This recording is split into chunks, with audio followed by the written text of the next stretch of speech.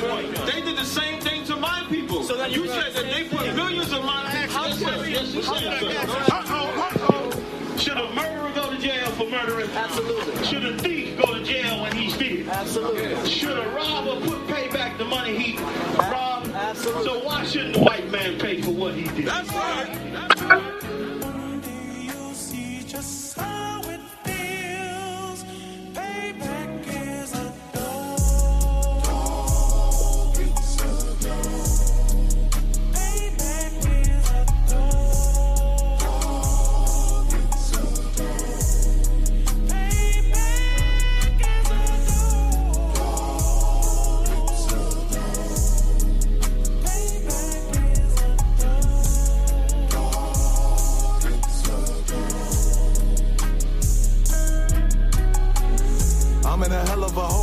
Was never expected to grow. Just obstacles set in the road. That a result of me selling my soul. The story I'm telling is cold, but yet it's what everyone knows. The white man's the devil is known. America was never our home. Only a place of captivity, save facility, hating, disfigure me. They claim that I'm lazy, be killing me. Maybe this slavery draining my energy. 400 years and counting. The trail of my tears is countless. Main fact that I'm here is astounding, but I can't wait till this shit is surrounded. Ready to tangle my king and the angels, be ready to rap. Cracking the sky, nuclear missiles and make it official. I'm capturing every cracker surviving. Put them all in chains where they need to be. Slavery for me. And let the whole world see that with them in the cage and safer in the streets. Put the dog on a leash. Get resolved for the beast. 144, get the ruler show, we could all be at peace. As soon as the trumpets are sound, your kingdom we busting it down. The only way justice is found, the time for your judgment is now. You see just how it feels. Payback is a dog. It's a dog. Payback is a dog. It's a dog.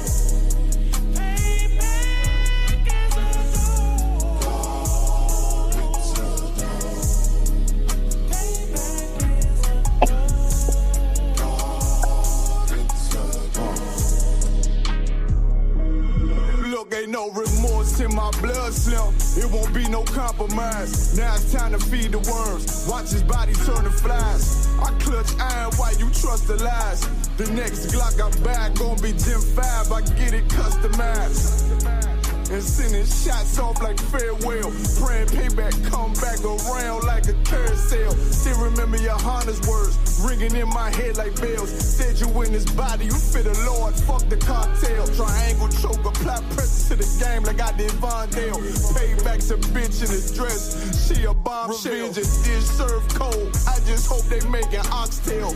Glock fresh out the box, I swear got that new car smell. Made myself a target in the world of mad shooters. Devil's design 5 for our babies to pass through. In the day of our king's reign, I'll be overzealous. They bought my jealous, I bought brand new parabellums. You see just how it feels. Payback is a dog. It's a dog. Payback is a dog. It's a dog. Payback is a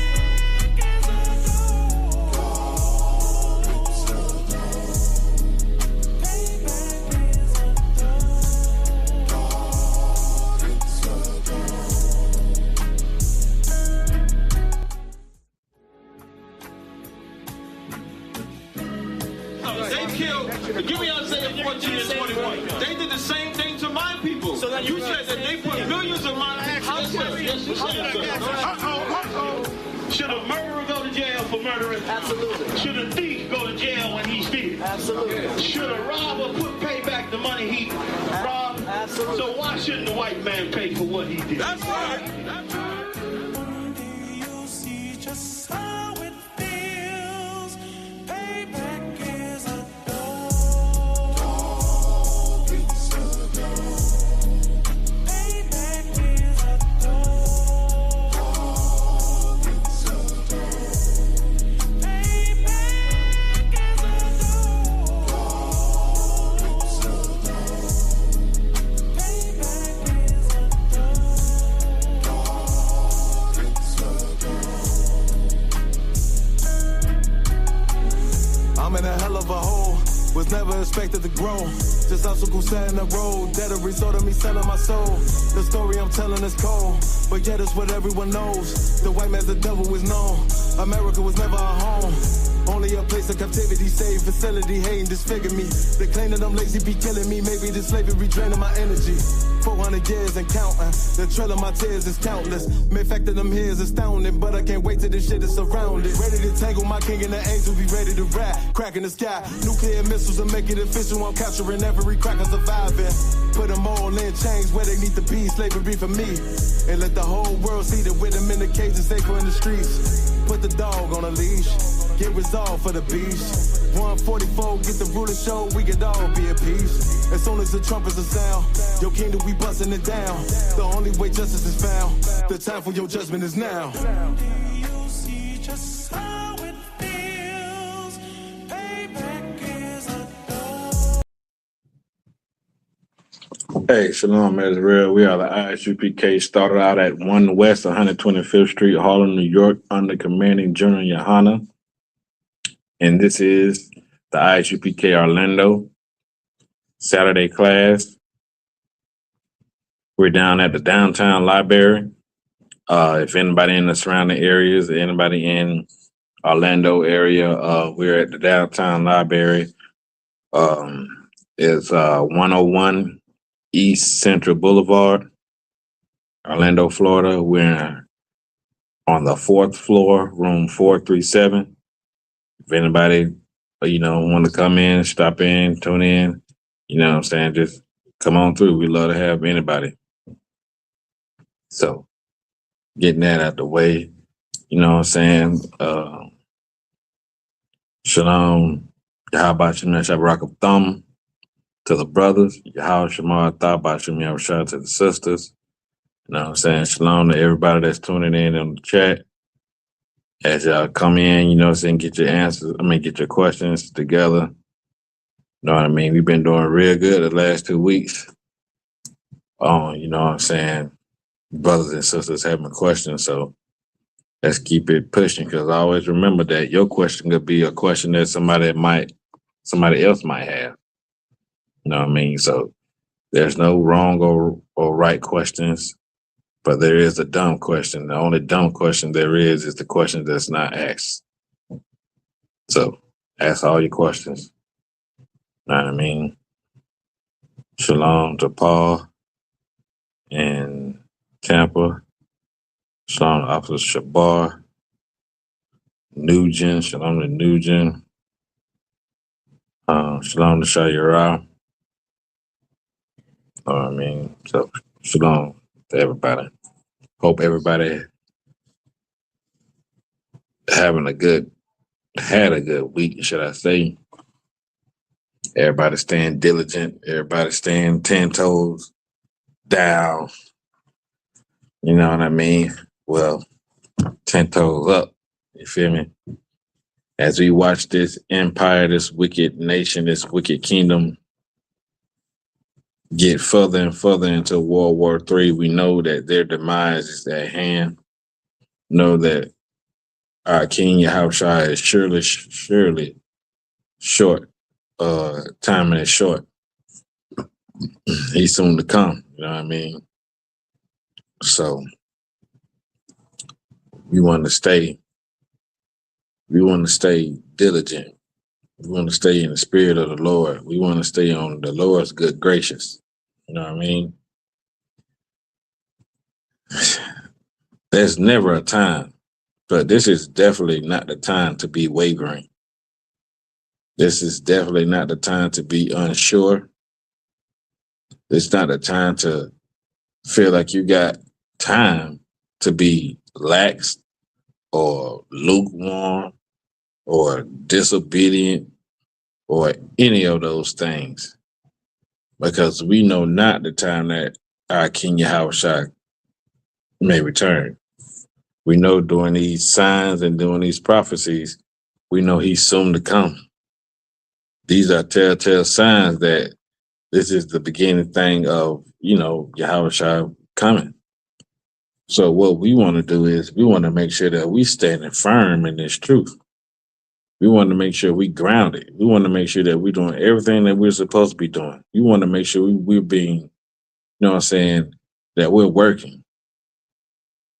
That when Yahushua come back, he see the men and the women of the Lord working. Not you wavering in and not you, being disobedient, not you just doing whatever the hell you want to do and think you got time, to get it together when Christ comes. Because nobody know when he gonna come. This is the time. Today is the day. Tomorrow ain't promised to nobody. So don't ever get it twisted or mistaken thinking that you have all the time in the world. All the time in the world you had was from the day of your birth till now. From your first time ever hearing that Blacks, Hispanics, and Native Americans are the real Jews of the Bible. You know what I mean? So you don't want to be, caught up in this Christianity, in this Christian mindset. You want to make sure that you know that you're doing the right thing, that you're in the right place, that you're learning the right things to help you in these times.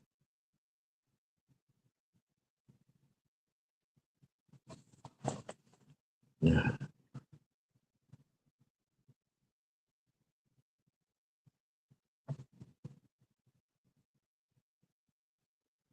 Who is this?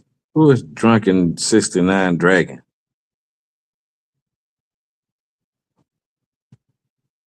You got a question or a comment?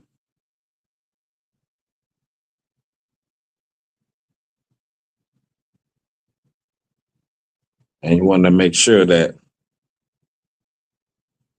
you're standing fast in the word of the Lord.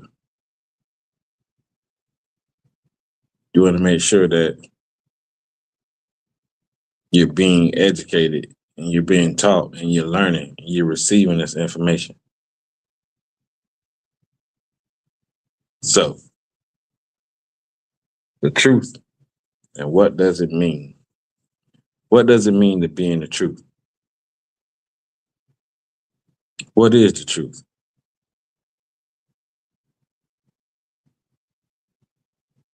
You know what I mean?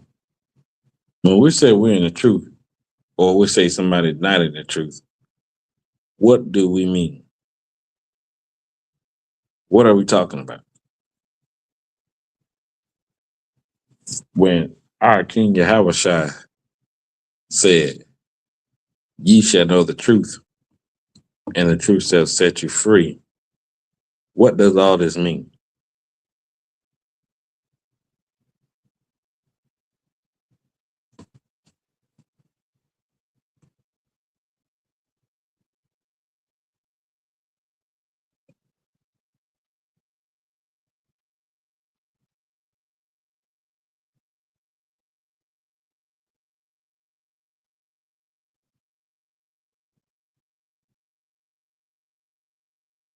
Anybody want to give it a shot? Anybody want to type in an answer or a question?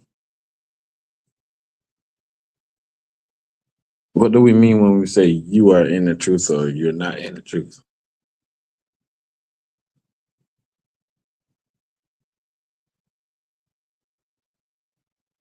It's talking about the truth of this Bible, the truth of the word, the truth of knowing who you are, and what you're supposed to be doing. The truth of the lies and the hypocrisy that been going on towards Blacks, Hispanics, and Native Americans. The truth about your ethnicity and your you know what I'm saying, your culture, your heritage, your history, where you came from, where you belong. You know what I mean? The truth of what you did before slavery as a people. Know what I mean? So when it's talking about being in the truth or knowing the truth, and you know what I'm saying, a person is not in the truth, it has a whole lot of knowing who you are, where you come from, who's your God, what do you follow, things like that. Like when we say, oh, they not in the truth because they don't follow the same thing that we follow. And we follow what Christ told us to follow. We follow the scriptures. Many people don't follow the scriptures. A lot of them don't even know it. You know what I mean? So when we saying these things, we got evidence to back it up. And people, you know, they get in their feelings about certain things we say. Because a person could believe that, you know, they follow Christ or that they're doing everything to the T until they run into a brother from the ISUPK. And we prove to them that you're not in the truth and you don't follow Christ. You know what I mean? So how can we prove that? How do we prove it? We prove it with the scriptures. We prove it with the same book that they take every day Sunday and know nothing about and get no understanding of. And we prove it to them in the same scriptures. You know what I mean? We prove it to them from the Holy Bible.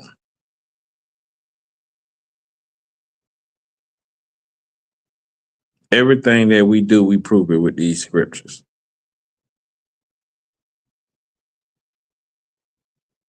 And that's the thing between us and anybody else. Because a lot of people might, you know, they use a whole bunch of books.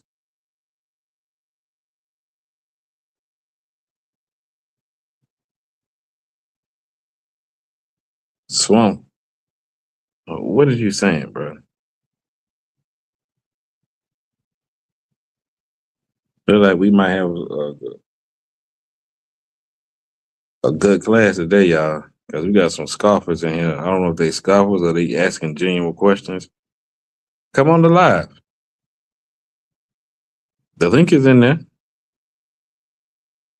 Come on and state your claim.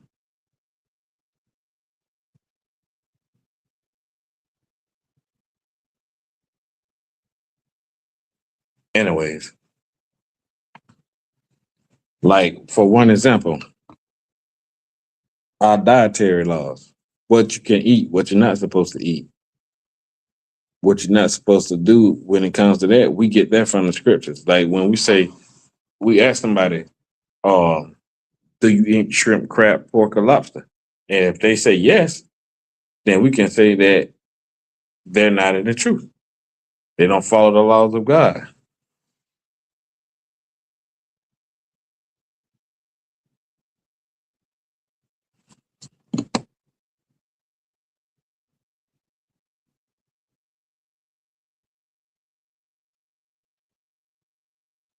From the ISUPK, the home of the truth.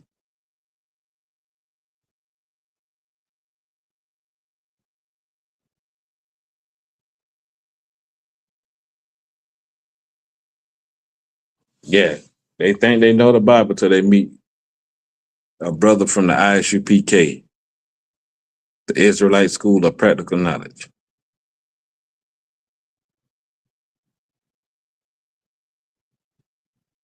So, Leviticus 11. I just said it. The Israelite School of Practical Knowledge.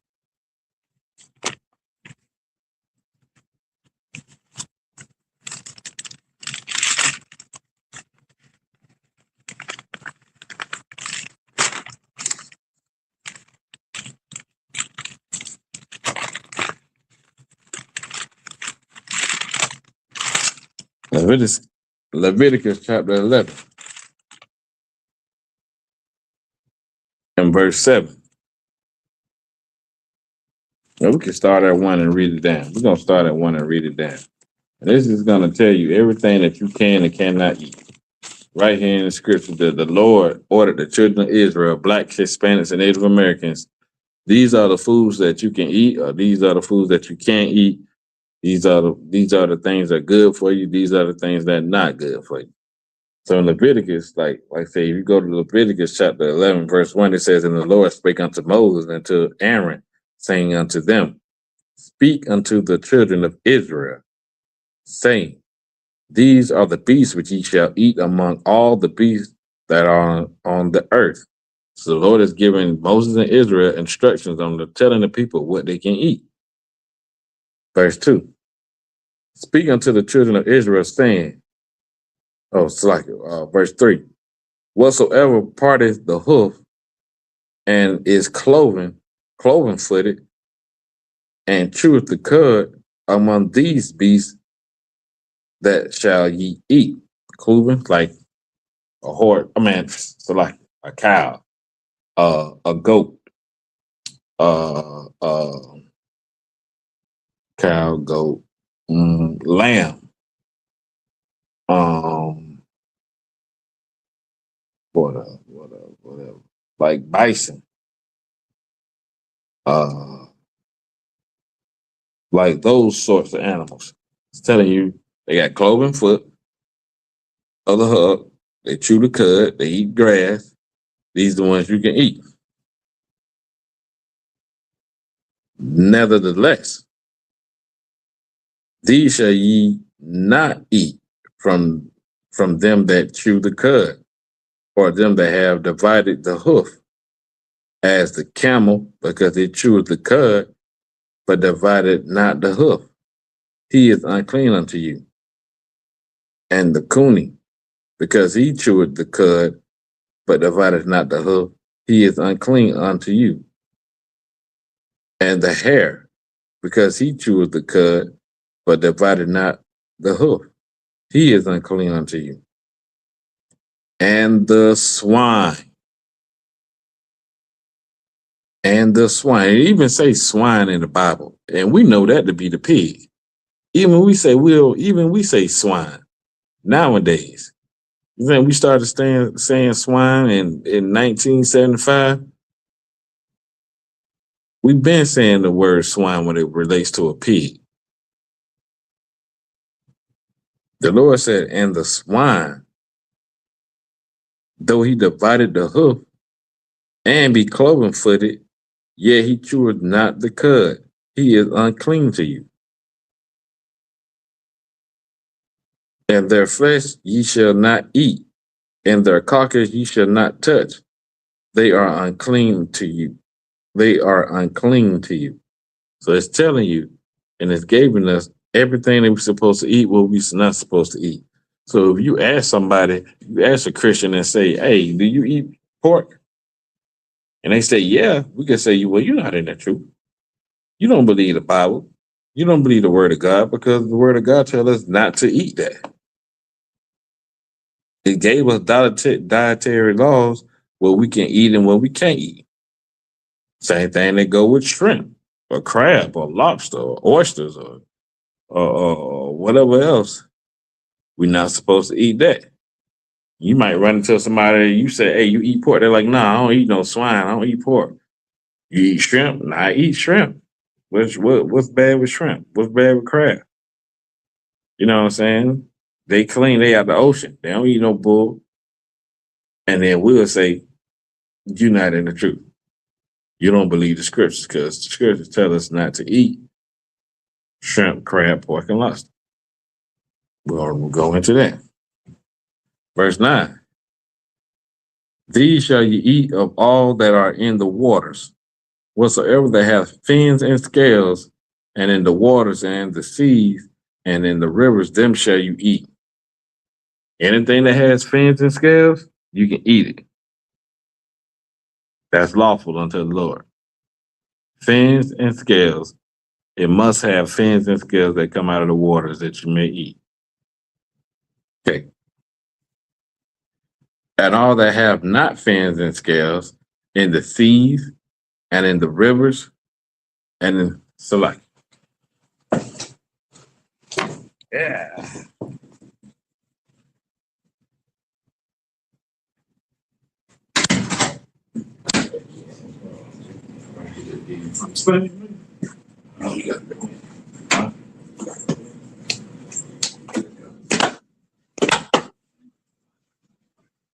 Oh, yeah.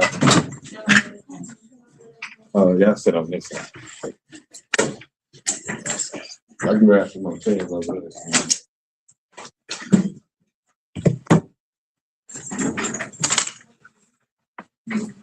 Started. About a couple minutes ago.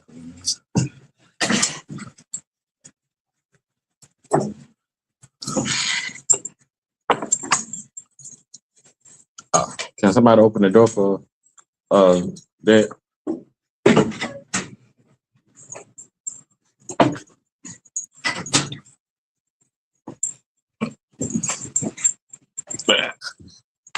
Go on. Yeah, yeah.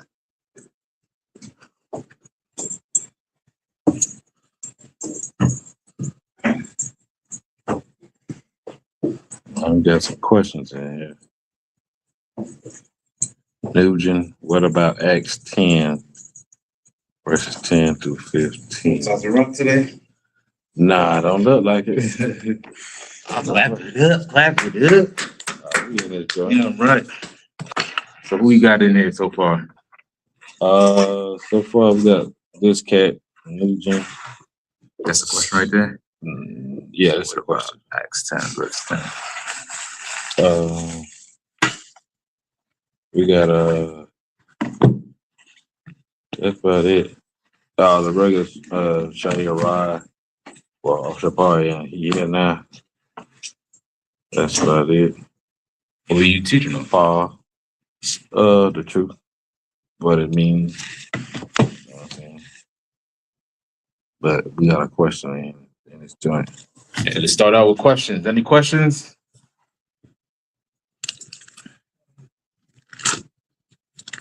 Any questions, man? Feel free to ask. Feel free to ask. Questions about life. Go ahead. I seen a precept Officer Sarantazai put online. It was 2nd Ezra chapter 15 and 26. Mm-hmm. That would be a Torah precept for what's going on over there right now. Over there In the Middle East. Yeah, in the Middle East. Want to read it? Book of 2nd Ezra chapter 15 verse 26.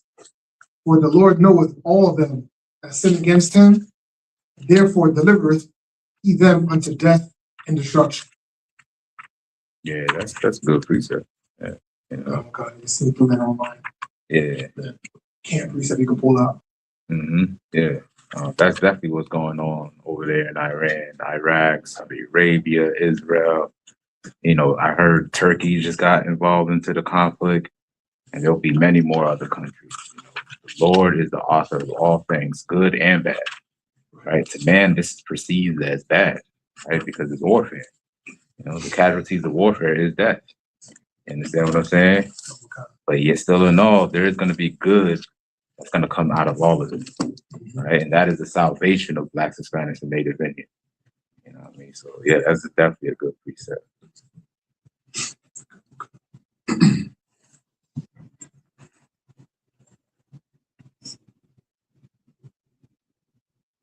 You want to do with the brother question online?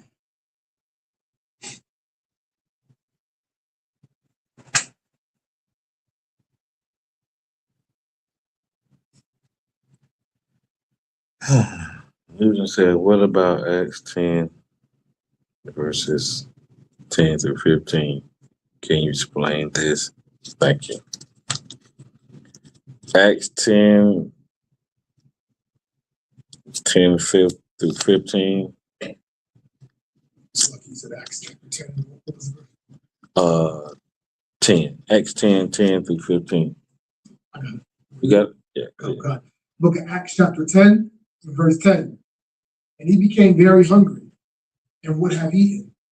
But while they made ready, he fell into a trance and saw heaven open and a certain vessel descending unto him, as it had been a great sheet knit at the four corners and let down to the earth, wherein were all manner of four-footed beasts of the earth, and wild beasts, and creeping things, and fowls of the air. And there came a voice to him, Rise, Peter, kill and eat. But Peter said, Not so, Lord. Hold on. If I could just pause you there real quick, right? I already know it's because we already heard this precept many of times, right? But that phrase that Peter mentioned in that verse, most people will look past. Right. That is very significant.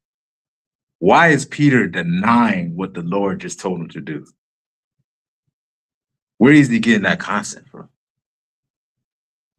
That's unfortunate. Huh?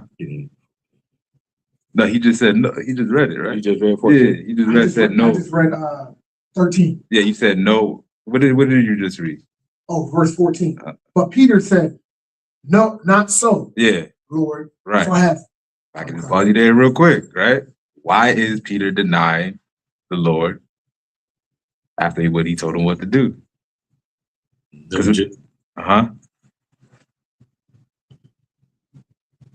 remember, this is a vision, right? This is not actually happening. This is all a vision, right? Peter fell into a trance, and in this vision, he's seeing a picnic blanket full of all type of beasts on this blanket coming down from heaven, right? And it lands in front of him, and the Lord is telling Peter, "Go ahead and eat." So there's crab, pork, everything on this picnic blanket. But what is the significance of Peter's response? Why is he denying what the Lord told him to do? Anybody? Go ahead, sis. Well, I think the reason why he's denying what the Lord said is because it's still unlawful. That's not what he said. So he's just deceiving. Give this a head. Because Peter was taught what from Christ? What did Christ teach him? Taught him the law, right? The laws are not done away with, right? Even after Christ's death. This is why Peter replied with that response, right? He told him no, because he knows it's unlawful to eat things that's unclean. You understand what I'm saying? But the whole purpose of this vision has nothing to do with food. And that's what people don't understand. You know what I'm saying? God is not commanding you to eat whatever you want to eat. The dietary laws are still in full effect, right? But there's a reason behind this vision. And it's not for salvation for everybody, because I know that's the conclusion of this whole reason why he asked it. You know what I'm saying? But I just wanted to bring up that point. You know what I mean? All right, go ahead. I'm going to verse 15. All right. Verse 14 from the top. But Peter said, Not so, Lord, for I have never eaten anything that is common or unclean. 15. And the voice spake unto him again the second time. What God hath cleansed, thou call not thou common. This just up to 15, or you want 16 as well? He said up to 15. Okay. That was the end of that. Yeah, do you want that? Oh, I thought he wanted the whole Cornelius breakdown, but no, I'm saying anything you want to add, if you want to break down what he just read. But I just thought the question was talking. Yeah, but that's what he probably a Christian. Yeah, if you don't want to ask Cornelius, we ain't got to break down Cornelius. Just break down whatever you read. So Nugent, I don't know that's how you say your name or not. That's what I don't know. I think it is. What is the Lord saying to Peter right here? What is that?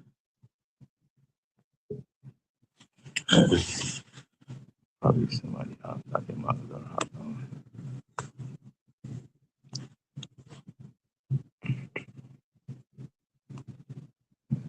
I gotta change the layout. But you can continue on top. Yeah, okay. So this, like Officer Thawshop said, this has nothing to do with food. Like the thing that you didn't understand, the thing that you don't understand with the scripture. Yes. Well, prove it then. Prove it. Come online. Yeah, the link is posted in the chat, so you can click the link, New Gen. Yeah, click the link and come online. Let's talk about it. Yeah. Because that's what Christians try to do. They try to find ways around not following the Lord. They don't understand the Bible. They don't know it. They don't follow the law, statutes and commandments to give you the spirit of the Lord and the understanding of the scriptures. So they go by whatever they mama talk, whatever they pastor tell them, whatever he say goes. You know what I'm saying? With no understanding, they don't ask questions. They don't get it. So when we telling you this is spiritual and it is a vision that has nothing to do with food, they don't understand that Jews in Jerusalem wasn't really dealing with other Jews that didn't follow the law. It was a separate, the same way that Peter had a talk with Paul. And Paul said, yeah, when you in Jerusalem, you know what I'm saying, you somewhere else, you hang with the Jews, but when you get around other people, you off to the side. You don't deal with them.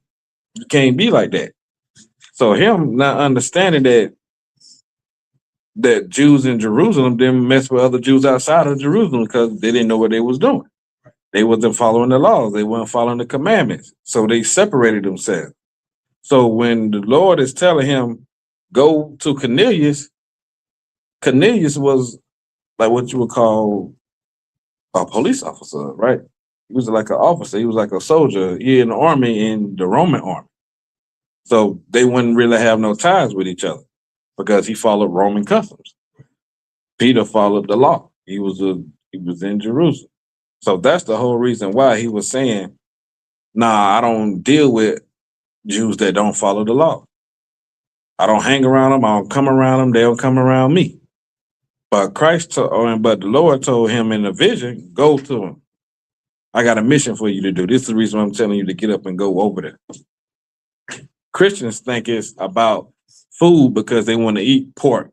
They want to eat shrimp. They want to eat crab. They want to eat lobster. They want to celebrate Valentine's Day. They want to celebrate birthdays. They want to celebrate Christmas, Halloween.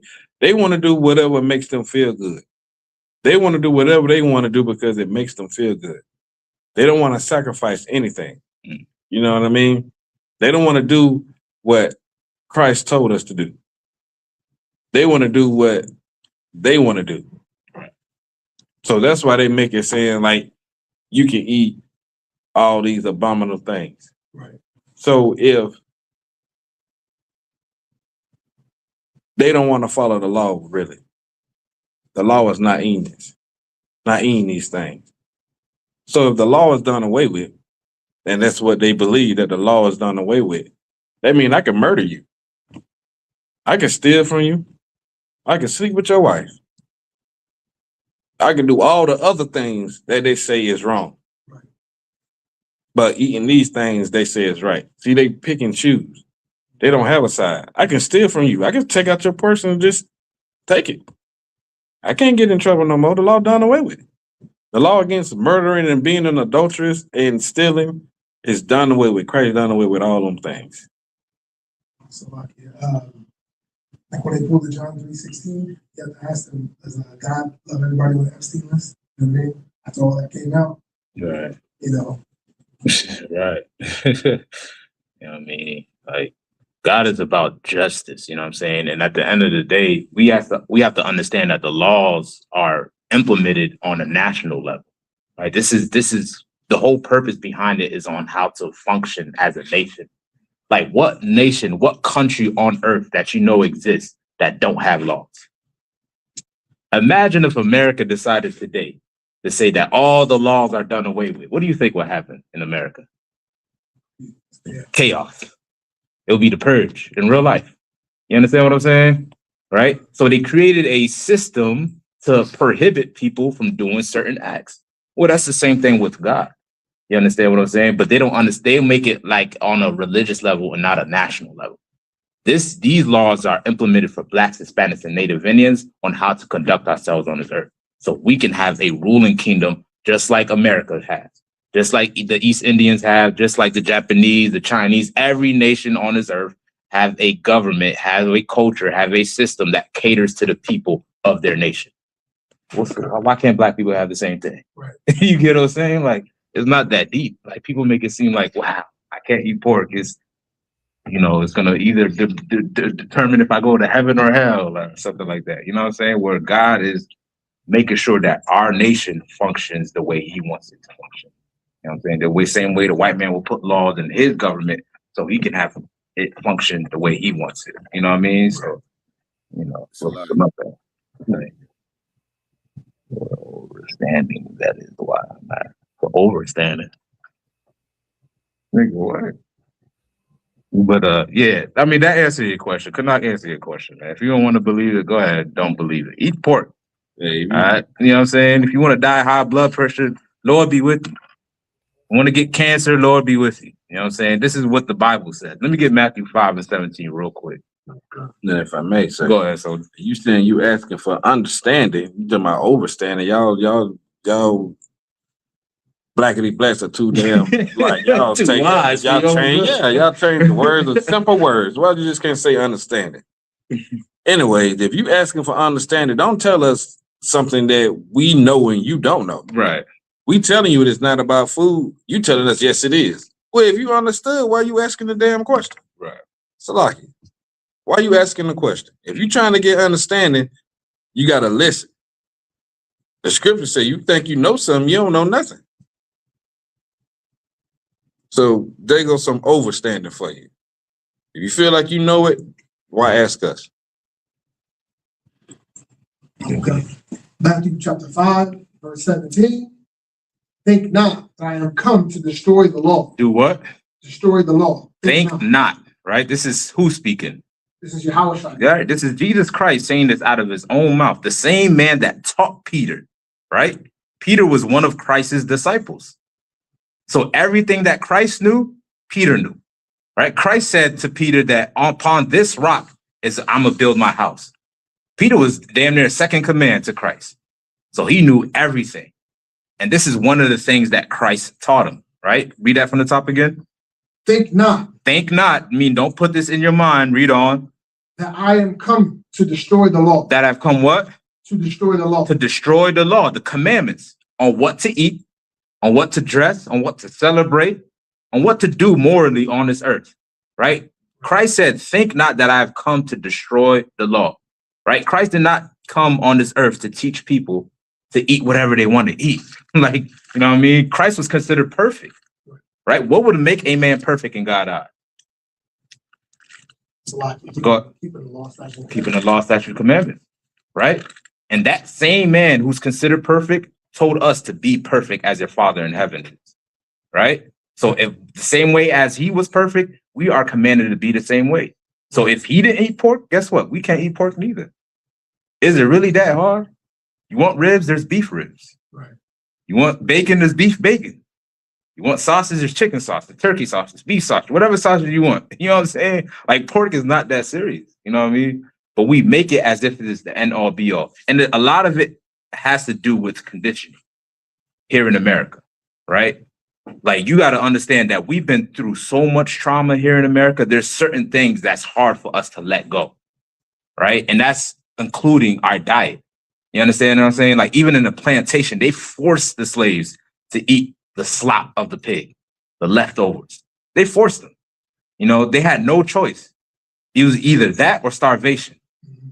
You know what I mean? Like it got so bad. Some of us on the slave ships was just eating our children in Jerusalem, eating our children. Like this is what we was doing because we was starved to death. Go ahead. Isn't that in Jeremiah where we were eating leather? Right. Eating leather, you know what I'm saying? Cooking our babies and eating them. You understand what I'm saying? Like that's how horrifying slavery and oppression became for us. Right. And so when it came to eating the pig, we didn't do it by choice, but the slave master forced us to eat the pig. And there is something that's called intergenerational trauma, where trauma is passed down through generations.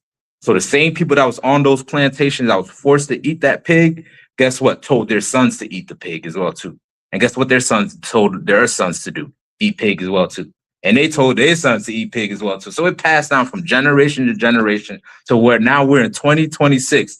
We still have to argue the point whether or not Black people should eat the pig. I mean, damn, the high blood pressure rate should tell you enough. All right. You know what I'm saying? Heart disease should tell you. Cancer should tell you on what to eat and what not to eat. Is it really that difficult? You know what I mean? Ask your grandparents, right? Ask your loved ones who lost their lives to ailments, to bodily ailments, because they didn't want to adhere to what God put on earth for us. God is the creator of all things. You don't think he knows what's good for the human body? Who are we to be like, no, God, I want to eat what I want? That's why Paul denied God, because he knew that is not commanded to eat unlawful things. Right. You understand what I'm saying? But read on. And anything you want to add. In the middle of verse 17, to destroy the law or the prophets. Destroy the law or the prophets. That's in the old and in the new. From the front to the back, from Genesis to Revelations, we have to keep it all. Read on. I am not come to destroy, but to fulfill. To do what? But to fulfill. He came to fulfill. Now, new gen. Can you tell me what it means to fulfill? What did Christ mean when he said he came to fulfill the law?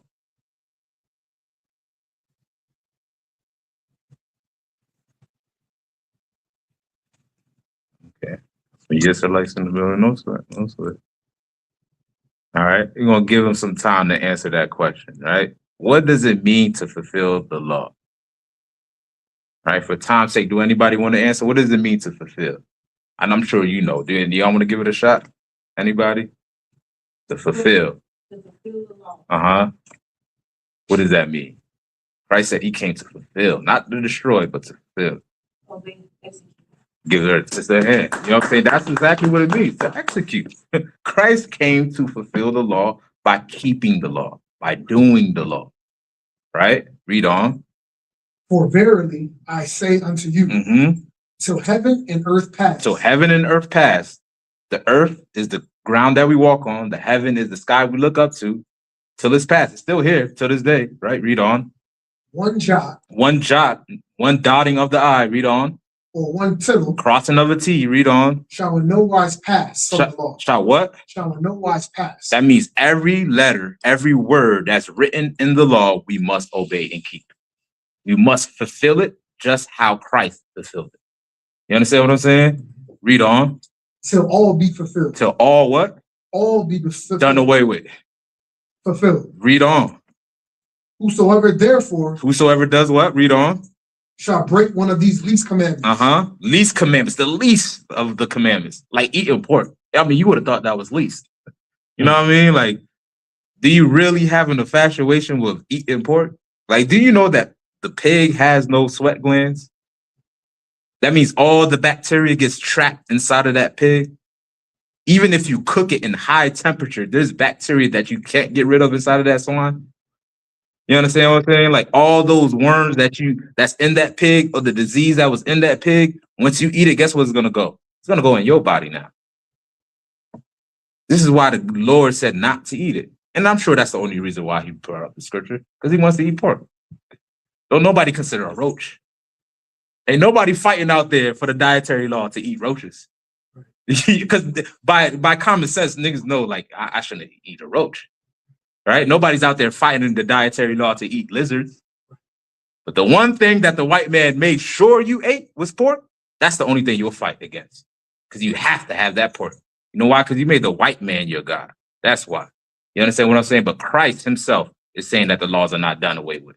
Right? Read on. Oh, God. Shall break one of these least commandments and shall teach men so. Shall teach men so. Read on. He shall be called the least in the kingdom of heaven. Isn't that where we're all trying to go? We all trying to go to heaven, right? Right. But Christ said, if you teach people to keep the commandments from the greatest to the least, guess what? You're going to be the least in the kingdom of heaven. Right. Meaning you're not going to be considered great in God's eye. When this kingdom gets established on this earth, you're going to be somebody that's, digging out the trash can. You understand what I'm saying? Like there's going to be classism in the kingdom of heaven. And the ones that obey God is the one that's going to be of the upper class. Right. The ones that disobey God is not. Right? Read on. But whosoever shall do and teach them, the same shall be called great in the kingdom of heaven. They're going to be called what? Called great. Right. If you get rid of pork now, if you get rid of shrimp now, when the kingdom comes, guess what? You're going to be considered great, man. Because everything counts. Everything counts to God. If he said it, he wants you to do it. It's not he's not passive about it. He's not just, just forget about it. He wants you to keep it, right? So the laws of eating pork, eating crab, shrimp, and lobster is still in effect in 2026, all right? And it's always going to be until the heaven and earth is here. Salakia. Go ahead, brother. 1 second. 1 second. Come on. You got it. Slugging. So he said, I'm just proving to him that he lied. He said he didn't say it was about food. He asked about what it means. And he said, I thought you could ask questions. That's what he's saying. He thought you could ask questions and stuff. And I'm going to show you where he lied. When I said this is not talking about food, this was his reply. It's all documented. Yes, that was your reply, Nugent. When I said it wasn't about food, you said, yes, it is. Now you want to come back and say that you didn't say that? You a liar. You a liar. Right. So we done with that. All right. Brother, go ahead, Kamar, but somebody had a question in Exodus 10 and 21. Go ahead, Kamar. You got it. Salakia said that was Tazarab. Oh, Tazarab, you said Salakia? Khan. Okay, go ahead. I just wanna say what y'all saying is so heavy. The fact that we was force fed the pig, and now that we don't have to eat it, you got the freedom to eat whatever you want, and they chose to eat the dirtiest part of the pig, which is the feet and the intestines. I just think it's crazy. Salaki, I just had to add that part. Eating chitlins. You know what I mean? Black people till this day still eat chitlins. Cooking the the feces out of the damn intestines. Have the whole house smelling like crap. That's crazy. You know what I'm saying? The whole house is filled with the aroma of, feces. And that's what people is eating. You know what I mean? And and it's like Chazarab said, the irony about it is nobody is fighting for any other beast or animal that's out there, right? Nobody's fighting to eat. You're not supposed to eat roaches. You're not squishing a roach in your house, picking it up and putting it in your mouth because it's disgusting. You get what I'm saying? But the pig, they normalize it just to make you go against God. You know what I mean? My bad. Where it was about food when I say it was. What does it mean? We told you what it means. Didn't we tell you what it means or no? Didn't you explain about Cornelius? I don't know. Yeah, I guess. It's probably idea. I don't know. So like you did because you said he was like a police officer. Right. Yeah. Right. Yeah, he just trying to. But somebody else had a question on Exodus 10 and 21. All right. 21. Go. It's like. Yeah, that's it. All right. Yeah, that's right.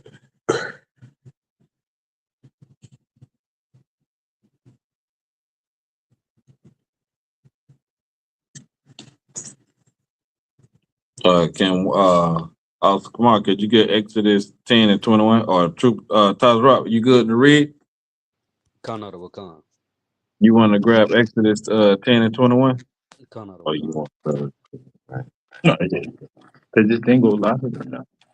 That's yeah. Khan, sir. All right, when you got it, you can go ahead. Khan. This is the book of Exodus, chapter 10, and verse 21. And the Lord said unto Moses, stretch out thine hand toward heaven, that there may be darkness over the land of Egypt, even darkness which may be felt. So the person question was, Salakia, is the darkness felt ashes from a volcano? There's no volcanoes in Egypt either. I don't think it's no volcanoes in Egypt. That is a good question. Yeah. Right. So the question was there was the ashes, was the darkness ashes of volcano. Like, you know how when a volcano erupts and the ashes come down, touch it and feel it. I would say, no, this is not ashes. You ever maybe you should walk because you've done travel places. You had to drive through the fog and you can't see nothing. Right. You know what I'm saying? Like you can't see your hand in front of your face. That's how foggy it is. Right. If you standing out in there, you could damn near feel that dark, feel that fog. Right. So this is what it's saying in this. Like it was the Lord created such a darkness, fog or whatever the case may be, that you damn near can feel it on your skin. You know what I mean? You can feel how that you like your senses are going crazy because for one, you losing one sense is your eyesight. You know what I'm saying? So it triggers other things in your head. And if you can't see, you start to panic. You know what I'm saying? You start to panic. You like, okay, well, damn, I can't see. Like, what the hell? And you searching for stuff. So just imagine this back in the Egyptian times where they can't see in front of them. They don't know where they're going. They don't know what's in front or what's in back. They don't know who coming down, who's trying to ride a horse back to their house and can't see. Anything can happen. You know what I mean? So what this is talking about is the thickness of the fog that the Lord put over the land of Egypt. It was so thick that you can damn near feel it. You know what I mean? So it wasn't ashes. What advice do you give a sister that's battling and her mind got hatred? It's a good question. It's a good question. Deep. I do want to. We'll get to that. As soon as we close this one up, and then we'll get to that question. All right. I don't know if he was done. You had a question. No, you already answered. I was gonna say there was like when you're describing the darkness, you already wanted to. Oh, okay. I do want to grab a precept as well too. Let's get Wisdom of Solomon 17:5. I want to just add to what Officer CHAANAK was saying because it was so heavy. You know what I mean? Being that Passover was coming up, you know what I'm saying? Like this is a huge thing that took place in our history. This is where we got freed from our oppressors, right? And the thing is, each plague that took place in Egypt was a direct response to the gods of Egypt. Right? So the reason for the darkness is because the Egyptians used to worship the sun, right? They call him Ra, right? The sun god, right? To mock them, to show that there's only one power, one true God, which is the God of Abraham, Isaac, and Jacob. He showed them that the sun ain't nothing without him. So he put darkness, complete darkness over Egypt. You understand what I'm saying? You gonna say something, Sir Bo? I was gonna say, you know what? You always say, those are the hosts. The Most High uses like sun, the moon. Those are all instruments of the army. And so when he's breaking down that precept about the darkness, that wasn't the whole point. The Most High doing, separating the seed, allowing us to be able to escape out of it. Basically, use the darkness against them. Yeah, right. Yeah, because that's what they worship. Right. Yeah, they worship the sun. You know what I mean? But go ahead and read that word. Wisdom of Solomon, chapter 17 and verse 5. No power of the fire. No power of the what? Power of the fire. Right. This is Solomon explaining what took place in the time of Egypt when it got dark. Right. No power of the fire. Read on. Might give them light. Might give them light. Even if they lit a match, like CHAANAK said, it was that dark. It was a mist as well too that was incorporated with the darkness. Right. They couldn't even light a match in front of them. Imagine how dark that could possibly be. Right. Read on.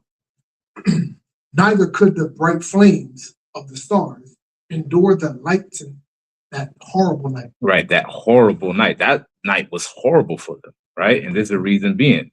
Jump down to verse 8.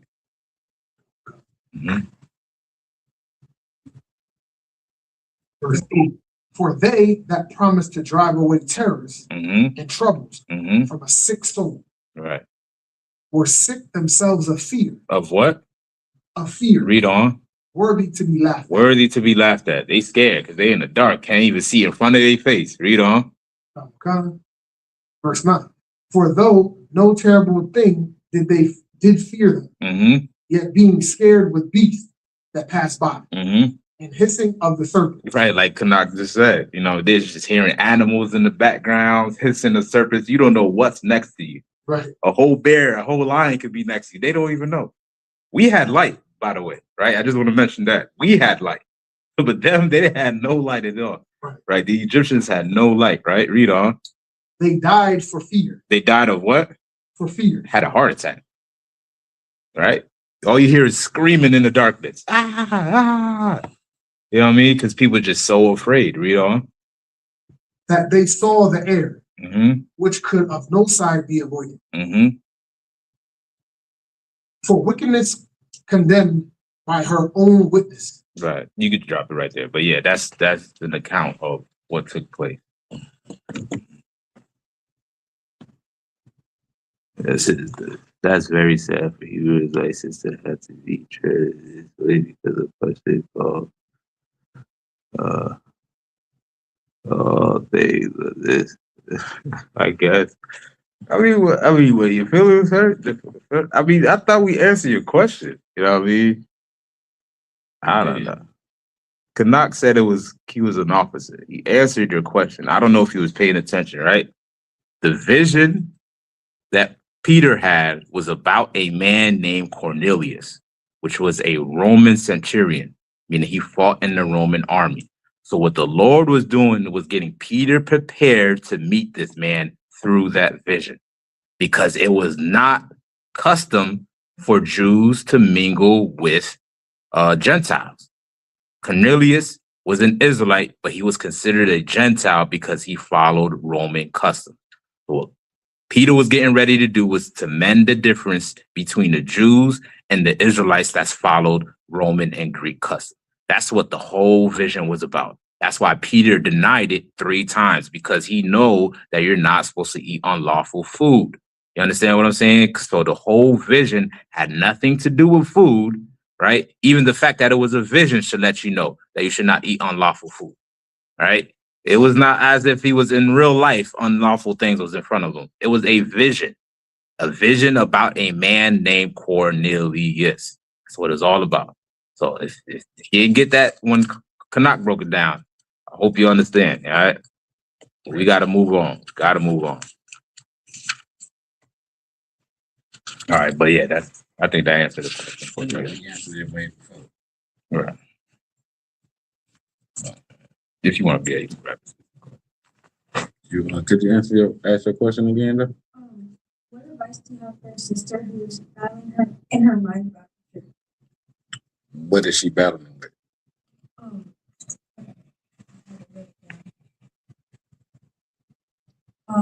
To like a person not sure if they want to join like the church.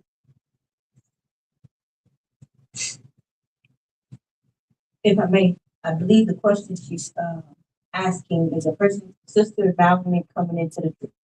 Is the truth or the person's world? She's battling between those two. What advice would you give a sister that's battling between the two? She got one foot in and she got one foot out. The whole battling with celebrating birthdays, celebrating holidays. Just everything in general. You're battling. You're battling in your mind. Because she asked this question. Well, we can grab a few scriptures. The one I like to grab always is Ecclesiastes chapter 2, verse 1. But when you look at how the world is right now, you look at everything that's going on, you look at how so many young people are losing their lives, taking their own lives because of depression, being bullied, because social media got them thinking that they got to be some way, that they got to be fit in with the crowd, that they can't be themselves. You got sisters that are being unalived by the person that they trust. Could be a person that they dating, could be a best friend, could be your own family member. Our people are seeking protection. They need it. You need to be able to come to somebody and talk about things and them show you a better way of handling certain things. People in the world, they don't do the same thing that men of God and sisters that follow the truth do. You know what I mean? So look at the example.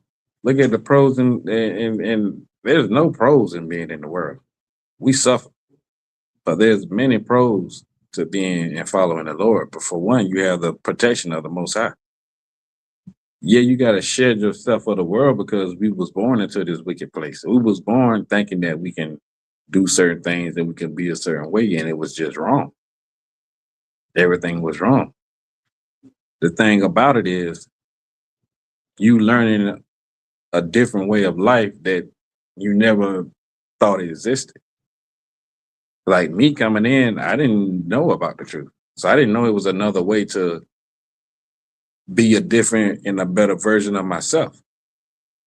I was just trying to be the richest drug dealer in my city. Have what other people didn't have. Not knowing I'm destroying lives in the same time. Until I came into the truth or heard about it, I wasn't protected out here. Anything could have happened. Could have got robbed. Could have went to prison. Could have got killed by the same homeboys I call my homeboys. Anything could have happened because there's no laws, there's no separation, there's no accountability for you and other people. So when you learn these things and you hear these things, it sounds like something that's hard. It sounds like something that you can't do. But the reason it sounds like that because it's here to change who you are. Me talking to you every day ain't gonna change you. Your parents talking to you, your friends talking to you ain't gonna change it. Until you try to follow the laws, statutes, and commandments, that spirit of the laws and the commandments, that's what changes. Nothing that we can say, we can give you advice. And I'm saying that nothing that we can say, but what I'm saying is when you start following these laws, statutes, and commandments and taking it serious, you will see the change in yourself. When I started doing it, I didn't have to stop hanging around my friends. They stopped hanging around me because I wasn't doing the same thing that they was doing. That made it way easier for me because I think I would have probably been trying to hang on to my homeboys that I knew since growing up. Instead of letting them go, the Lord made it so easy that they let me go. And the reason why he had it like that, so I can focus on him and getting right and doing what's right and being able to, follow him the right way. And I gained brothers. The Lord replaced it tenfold. I gained better brothers that really did care about me. That really did, these brothers love me. I know without a doubt. I love them the same way. So when you battling from being in the world and being in the truth, you battling on letting certain things go to your head since you was born. Certain ideas, certain ways, certain things you used to do as far as battling something new that you don't know what the outcome gonna be. You're afraid to lose something. But when you lose anything that you lost for the Lord's sake that comes of the world, and the truth, you're gonna gain it tenfold. So the battling, I would say, is just you afraid of the unknown. And you're afraid to, our people are afraid of change. Because we've been stuck in the same ways for forever. It's become tradition. You have to change in order to serve the Lord and be in the truth. Being in the truth is just following the laws, statutes, and commandments and the things that Christ told us to do. You're going to be a better version of yourself. The version you never even thought that you could be. And you will be protected against all the evil things that come your way. When you're in the world, you're not protected. So, How you doing? also, Ephesians chapter 4 and verse 22, it says that ye put off concerning the former conversation of the old man, which is corrupt according to deceitful lust, right? And be renewed in the spirit of your mind, and that ye put on the new man, which after God is created in righteousness and true holiness. So what Officer CHAANAK was bringing out is in all different stages of your life, whether you come into truth, your child from your parents, from your parents, or you are middle school or high school, you have everybody else around you They're just operating on their own terms. They don't understand that in the truth here, the whole duty of man is to keep the law, statutes, and commandments. So you hear us say something like, you have to kill the old man, kill the old woman. That means whatever you were raised up doing prior to hearing the truth, you have to do away with that. So a lot of times when you're battling, 1 foot in, 1 foot out, you have to look in the mirror and evaluate, what am I doing that is of my past self? Is it procrastination that's holding me back? Is it fear? Because God didn't give us a spirit of fear. So when he says that his commandments are grievous, this is like America has a constitution. Hey, this is in their law book. Our law book here is for protection. So just think about that. When you're 1 foot in and 1 foot out, this is our ultimate protection. Not a gun. It's not your money. Money's a defense, right? But your whole protection is coming from the word of God. So the last thing is the Most High would rather obedience than sacrifice. So obedience is like you're obeying your parents. Whatever job you have, whatever manager you have, you're following the guidelines. When you send those prayers up to the Most High, and I'm having a feeling of, Lord, I feel like I'm drifting away. I'm feeling lost. You have to send these prayers up. And guess what? To have these prayers heard, the Most High says he does not hear the prayers of sinners. So best believe it, like they mentioned earlier in the class, the priest mentioned earlier in the class. When you're keeping the law, statutes, and commandments, and you send the prayer, it's going to be answered. So coming to class today, you have friends doing whatever today, but you're here hearing this. And simple, follow the men above us. Listen to these directions. You're in these class. If you have a sister, stepmother that's in the truth, we're living this. Officer Dawashab, 2 years ago, I met him, right? I learned to become more studious, check myself. So that's it. Sign Christ, get above the hand. I do want to add a precept if I could. Can I get Ecclesiastes 11 and 9? Ecclesiastes, because what you asked was a great question, and it could be a general question. I'm not going to make this specifically about you, so I'm going to speak in general. You know what I mean? So, but this is a great question that not only people that's in the class, the people online should be also taking note. Just in case you're young, you want to have fun, which is fine. I understand. I was young and dumb at one time too. I'll say, but thanks be the Lord, I am here.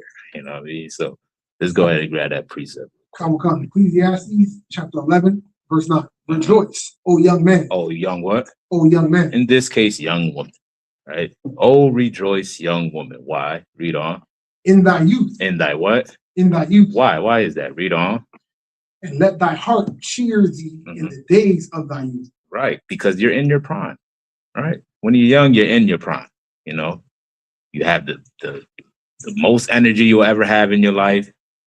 The most excitement you ever experience. While you're young. You know what I'm saying? This is your prime. This is your solid opportunity to live life to the fullest. Right. Read on. And walk in the days of thine heart. Right. Read on. And in the sight of thine eyes. Right, because that's the beauty of youth. You know what I mean? We have this opportunity in our prime. We have capabilities that you're not going to have when you hit 30. When you hit 30, your knees going to start to buckle. Your back going to be starting hurting. You know what I mean? But while you're young, you're doing things because you have all this energy in yourself, and which is normal. You know what I'm saying? This is part of your development stage in life, right? This is where you want to be independent and experience things on your own, which is a natural process in growing up, right? But this is one thing that we must consider in that process. Read on. But know thou that for all these things, God will bring thee into judgment. He will do what? Bring thee into judgment. One thing we have to understand that there's always consequences to your actions, right? So while you're in your youth, you want to have fun, you want to be youthful, it's fine. But what you must understand that there's always consequences to your actions, right? This is one thing that the oppressor does not understand. This is why he builds rocket ships and send them out to outer space, right? This is why he takes all the crab, shrimp, and lobster out of the ocean and messing up the whole ecosystem, right? A child does things without thinking of the consequences, right? They only think of the right now. You know what I'm saying? You know what I mean? Like that's how a child thinks. You know, you as a child, you just thinking about the fun right then and there. You don't think about what might transpire 5 years from now, 2 years from now, or hell, even the next day, right? But there's always a reaction to whatever action that you put out there in the world. You understand? You have to understand it and grow and growing up, right? You want to be youthful, you want to have fun, just do things the right way. There's no law in you not having fun, right? Going to Passover is fun to me. You know what I mean? I get to go to other cities, be around brothers, get to hang out. We have cookouts. We have listen, we have the most fun being in the truth. And in your youth, you know, these are certain things you want to experience. And also the things that's new to you, you want to experience as well too. Right? You just got to be mindful what you allow yourself in. You know, what you allow yourself in may have a long lasting effect that you're not anticipating. You understand what I'm saying? You see your friends doing it, you might want to participate, right? They might be able to wing themselves off it in a month or two. For you, it might carry on throughout your whole lifetime, and now your whole life is devastated from it. You understand what I'm saying? Like, I'm just saying in general, it can be anything. It can be smoking, drinking, whatever the case may be. All things is not for all people. So, but as a youth, you see other people doing it and you want to experience it. It's natural. You're like, well, I don't know what it feels like. I never experienced it. I want to see for myself, regardless of what daddy tells me, regardless of what mama tells me. I want to see for myself what it's like. Well, I'm here to tell you that there is consequences, long-lasting consequences behind whatever you choose to do. Either you listen to daddy or you don't. You're always going to have a result. You understand what I'm saying? Right? Read on. Therefore, remove sorrow from thy heart. Mm-hmm. Put away evil from thy flesh. Put away what? Put away evil from thy flesh. From thy flesh, right? You want to put away evil from thy flesh. You want to be in a constant reminder of yourself on what to do is right and stay away from what's wrong, right? Like CHAANAK said, we can tell you this until our face turn blue. You know what I mean? We can read out all the scriptures and all that. None of this is magical. You understand what I'm saying? God is not going to just zap wisdom into you and then you're just going to wake up the next day and be like, all right, I'm going to make all the right decisions in life. That's not how it works, right? Everything in life that you want takes effort. Everything. Even doing the right thing. You understand what I'm saying? Even doing the right thing takes effort. You have to decide within yourself, are you going to do that or not? It's up to you, right? Now, whatever choice you make, just know that you're going to get the exact response back. If you choose evil, guess what you're going to get back in return? You're going to get evil. If you choose good, guess what you're going to get in return? You're going to get good in return because that's just how life works, right? But as a child, that's hard to comprehend, right? But as an adult, ask any of these adults. They'll tell you, if I would have got myself together back then when I was a youth, I would have been far better off than where I'm at now. You know what I mean? But God don't make no mistakes. Everything I experienced was for a reason to make me the man I am today. You know what I'm saying? But I'm here to tell you today in the morning, right, or afternoon, that you don't have to go through that. I went through it, so you don't have to go through it. Just make the right decisions and you'll get good in life. So by the time you hit 30 or you hit my age, you be set. You be straight. Your friends who was out there partying and drinking, they scrambling and scraping for money and all that, you be set. You know why? Because you chose the good path. Yeah, you dig what I'm saying? All right, so that's all I wanted to add. Can I add one more precept? Go ahead. Ecclesiasticus chapter 2. I mean, I still refer to this even today. Like, this is one of my go-tos for whenever you feeling a certain way about things. Ecclesiasticus chapter 2.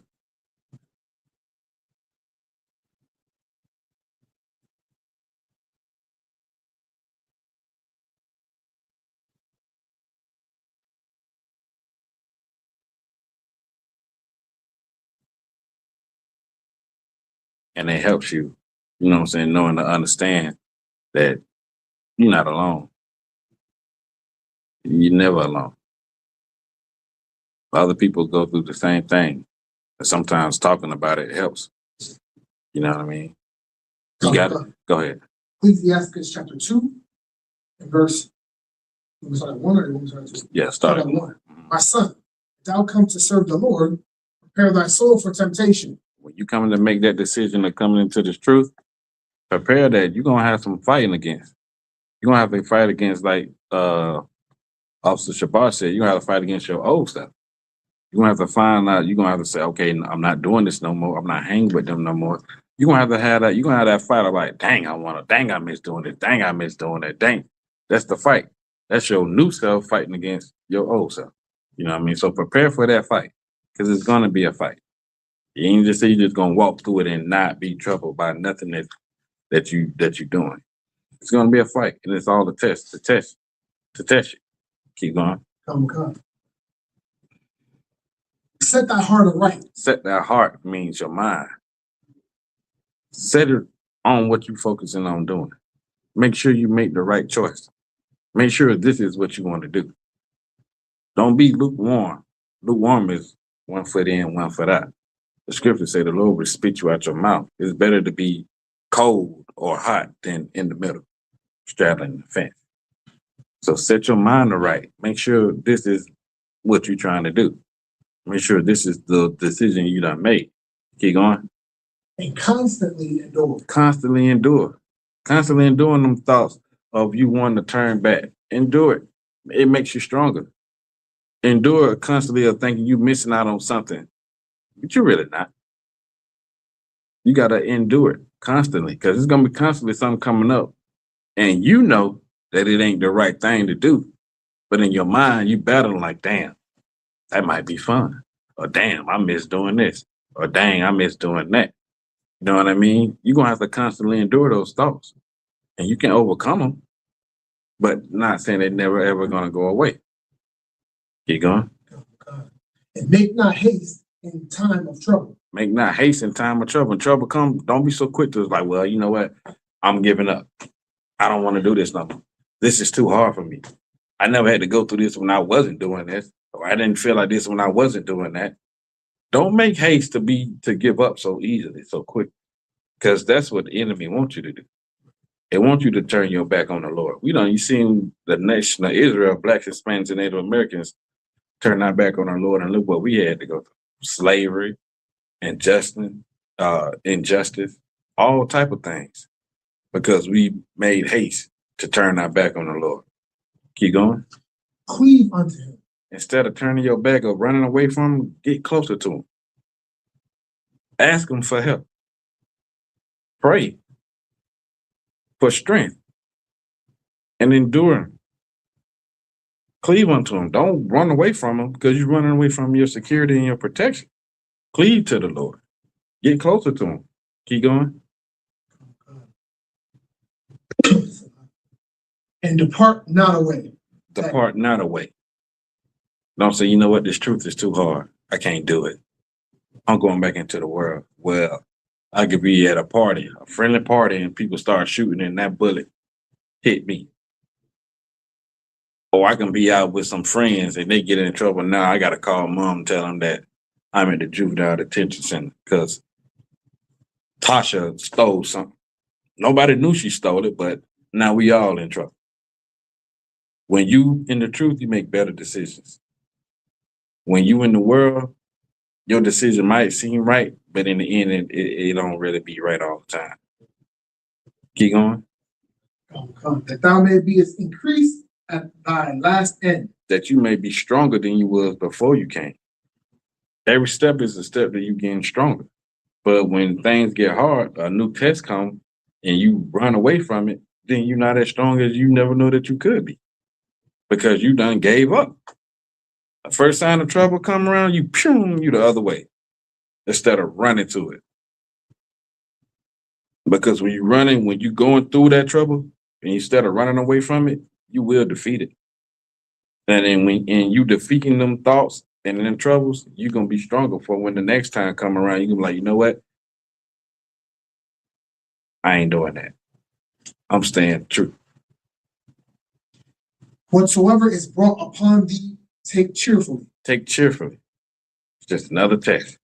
She's trying to get me down, trying to knock me down, but I ain't going down. I'm with the Lord. The Lord got my back, and you gotta know that. You just can't say it. You gotta really believe it, that the Lord is with you. You got to believe that the Lord is with you. If not, it's all for nothing. Your faith got to be real strong, because that's what keeps you in the right mindset of facing anything that comes your way. You got to know and believe that the Lord is with you through all of it. It's just a test to see if you really believe it. Like, you come into this truth, people say, yeah, I ain't going one west till I die. You know what I mean? They'll say that. And brothers done dropped their sword because something came that was too hard for them to face, and they made haste to go the other way instead of trusting in the Lord. Keep going. Be patient when thou art changed to a lower state. Be patient. Have patience and wait on the Lord to do what he say he gonna do. Don't be impatient, because as soon as you give up, the Lord had it right there. We're just trying to see how long you was gonna wait for him, and be patient and keep the faith that you know he was gonna do it. Be patient when you changed into a lower state. A lower state could be anything. A lower state could be your best friend decided she don't want to hang with you no more because you don't do this. Or the person that you close to stopped coming around because you started changing for the better. You know what I mean? That can hurt your feelings. You know what I'm saying? Like I said earlier, me not being able to hang around my homeboys, that shit. I'm sorry. Sorry, y'all. It messed me up. Because this is my folks that I knew since 5th grade. But the Lord had a better way for me to go. And that means I had to let go a lot of old things that I was dragging along. You had a question? So when you take this application to join the truth that you want to serve the Lord, Sage's job is to now bring all the old things you like and put them back in front of you. So if you don't invite that stuff back in, what Officer CHAANAK is saying, you can move past it. So you're not supposed to make the same mistakes today that you were making a month ago. Because why? As it talked about being changed to a lower state. So if as he mentioned, losing the friend, Sage's job is to pull you away from the truth. Right? He's trying to prove to the Most High that you're not worthy of getting to the kingdom of heaven. Right? So as you pass these tests, you're being tried in the fire, right? As you pass these tests, you're showing Satan that he has to come with a new trick. So if you had a gambling issue, you like to go to the casino, you always would gamble your money, you'll know now that, hey, maybe that's a place I shouldn't be, because that temptation is too strong for me. So this is what he's bringing up. Take it on cheerfully. So you come to school, now you're saying you're a Jew, you're an Israelite, you're following God. You're going to separate yourself from the crowd now, because why? Underage drinking is not going to be appealing to you. Your friends are going to look at you as, you don't want to be with us. You have to be able to do that in all phases of life. But you have a teacher at school being racist, and you want to answer that question, right? You're getting 100s. They don't call on you.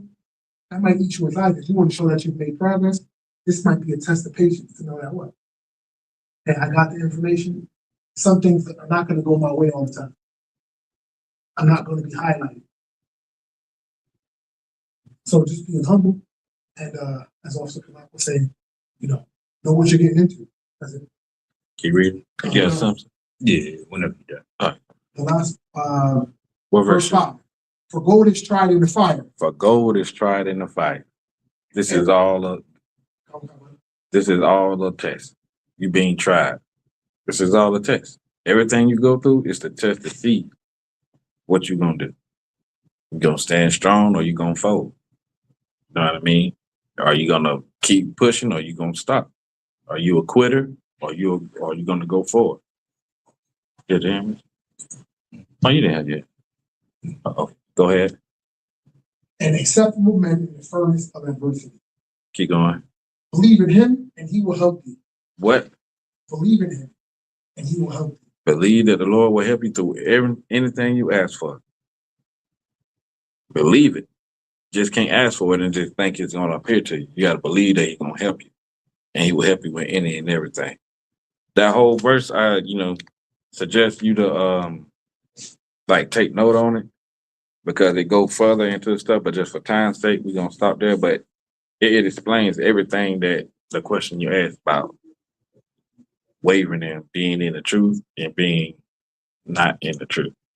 It lets you know that at the end, the Lord is gonna be with you if you choose Him. If you don't choose Him, He ain't gonna be with you. So, That was right. I think we want to just keep on adding on. Right? I don't think we got any more questions in the chat. Yeah. So I mean, exactly what also CHAANAK and also Shabar said. I mean, let me ask you this: what do you inspire to become or to do when you grow up? When I grow up. Yeah. What I want to be. Yeah. A lawyer. A lawyer, right? So that's the long-term goal that you have in mind, right? Now, let me ask you this. What do you think are the steps that you have to take in order to reach that goal? Do the magic, like study it, put like focus in that and Right. So those things you understand you have to put in place, right, in order to reach that goal, right? The end goal is you becoming a lawyer. So that right there is what's considered faith. You understand what I'm saying? Because you're not a lawyer right now, right? But one day you aspire to become one, right? But it doesn't come with wishful thinking, right? Like us CHAANAK said, you know what I'm saying? Like everything we brought out are all references. You understand what I'm saying? Like these are all things that you can go back later on when you're feeling tempted, when you're feeling weak, read over, revise again, and it'll strengthen you. Praying, all of that, fasting, all of that will strengthen you. But if you don't make forth the effort to do it, then it won't get done. The same way, if you don't put forth to study, go to class, go to college, get good grades, you won't become a lawyer. It's the same thing. It takes action. It takes effort. You understand what I'm saying? Like nothing we're saying is magical. I just want you to get that out of your head. You know what I mean? This is not magical. It's not going to fall out the sky for you. But you have to just actually go into it and surround yourself with certain things that's going to get you towards being closer to God. You understand what I'm saying? Like you have to take the steps that's necessary in order to get closer to God. Because that could be a goal as well, too. The same way with you wanting to be a lawyer. You know what I'm saying? Can I get one more verse? I don't be too long-winded. Can I just get 1 John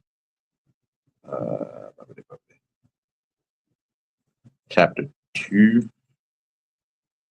and 16.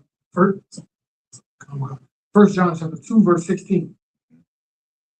For all that is in the world, the world that we live in, this society, read on. The lust of the flesh, right? Meaning this is what people navigate themselves in society with, the lust of the flesh. What do you think that means? Right? Lust is a strong desire. You know what the flesh is? What's that? Nah, give it a shot. It's no wrong answer. That's good. That's a good educated guess, right? Your flesh is your body, right? Your body, right? Strong desire. That's all that's in the world. The strong desire of your body. Meaning if your stomach growls loud enough, then you should eat it, regardless of what it is. Or if you taste it and it tastes good to your senses, then you should keep on eating. You get what I'm saying? Like people base their life on their senses, right? Because that's all that society pushes. Do things that only please your body. And the thing is, we're temporary. You understand what I'm saying? We're temporary, right? So why only focus on what the body needs when we can make a long-lasting effect in this world if we focus on God, right? Who knows how great of a lawyer that you could be, right? But you're going to need support. If you ain't focusing on God, you might not get the right support, you know what I mean? Because he's going to lead you on the pathway of doing good. Being focused in school, getting right grades so you could reach your goal. You understand what I'm saying? Read on. And the lust of the eyes. And the lust of the eyes. That's all that's in this world, right? The lust of your body, meaning the strong desire of the body, right? Meaning your taste buds, your senses, right? You know your 5 senses? What are they? Sight, taste, hearing, touch. And I forget. Dodge, you wrote it. No, yeah. Give this to the head. Yeah, right. That's correct. You know what I mean? Senses, right?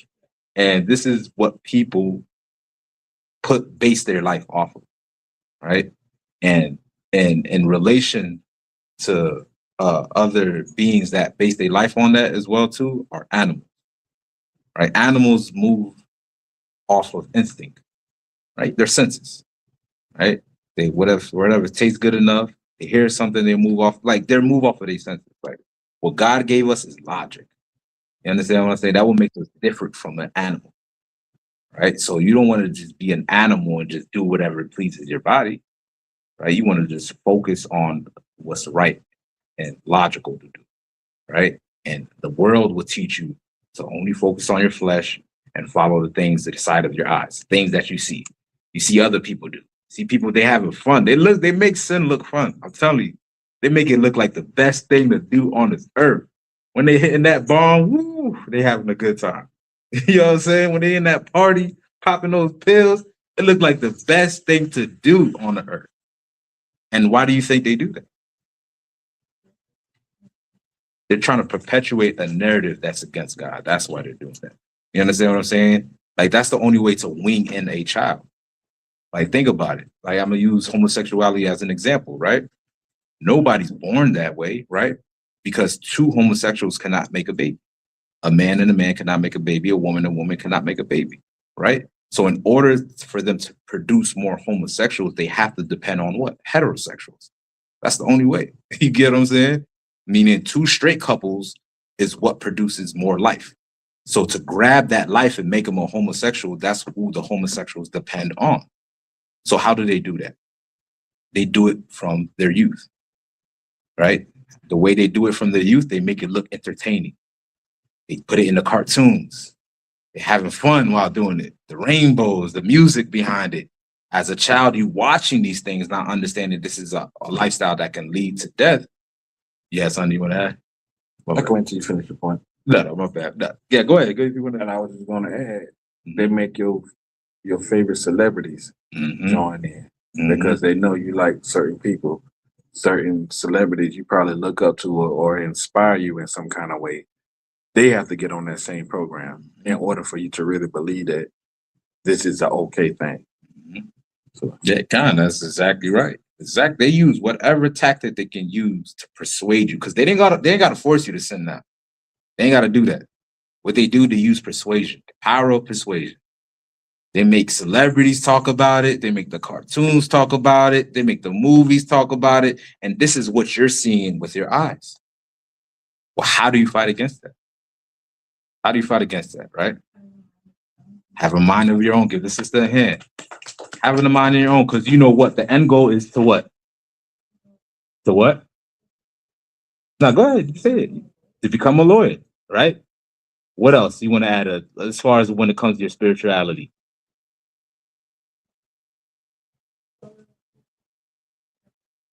Get closer to God, you would say? Would you say? Right? Get closer to God, right? You want to become a lawyer. You want to be closer to God, right? You understand that is the end goal. So this is how you fight against it. You keep your goal in mind. You understand what I'm saying? Everything else is just temporary. Your goal is to be a lawyer. You have to stick to that goal no matter what. Your goal is to be closer to God. You have to stick to that goal no matter what. Now, how do you fight against that? By making the necessary effort and steps in order to reach your end goal. You understand what I'm saying? Like, you want to be a lawyer, it takes effort. You can read the Bible 20 times, say hallelujah, run around this whole library. Nothing's going to change you unless you put in work. You dig what I'm saying? All right, read on. In the pride of life. In the what? In the pride of In life. the pride of life. You have to surround yourself with things that's going to put you on the right trajectory of reaching your goal. You understand what I'm saying? Don't surround yourself with things that's going to lead you astray from your goals. Right? You're in this society. You can't change it. We're born in this world. Right? So I have to make forth the effort to surround myself with things that's going to persuade me to do better. Right? If you surround yourself with people that's degenerate and just want to get high all day, just want to smoke and just want to have fun, that's not going to bring you to your goal. You understand what I'm saying? So you want to surround yourself with Officer Bar, people in the school, Officer CHAANAK, the mother, everybody that's wanting to get closer to God. Surround yourself with it. Occupy yourself with it as much as possible. Utilize your time wisely with it, and eventually you're going to reach your goal. It's just how it goes. You dig what I'm saying? That's just how life is. Whatever you want in life, whatever goal you want to reach, does not come to pass. You're not able to accomplish it until you put in the effort. That's it.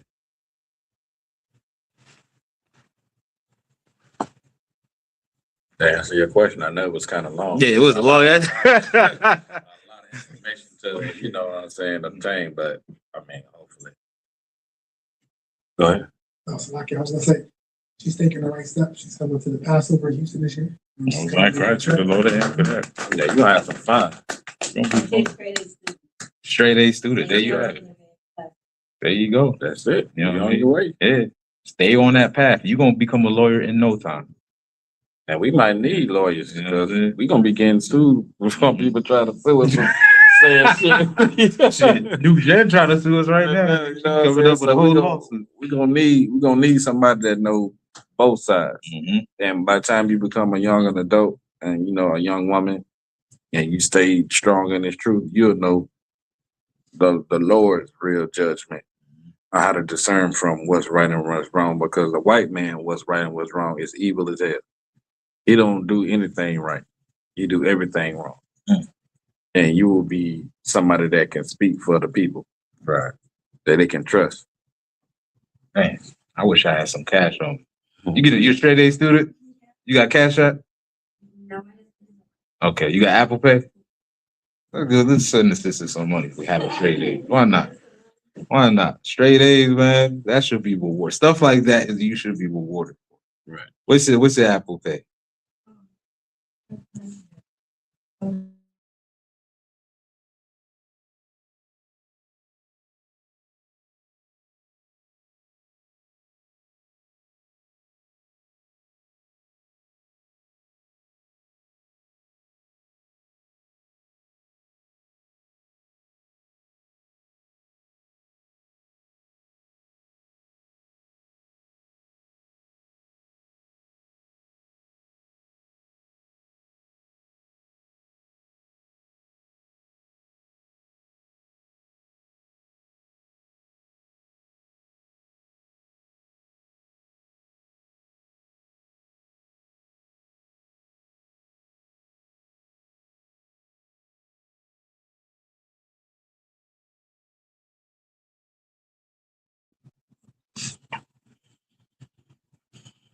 Any other questions?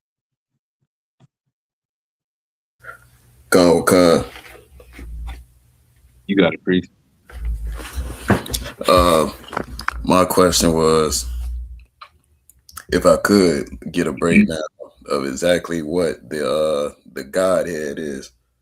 Like certain Christians, they be using that to say, oh, this means the Trinity or Jesus is God, the Father, the Son, and the Holy Spirit and all that. I just wanted to get a breakdown of what exactly the Godhead is. Most High Christ. That's a good question. You want to grab the verse? Come, I grab it. You break it down. You heard the question. If you want to, you can break it down.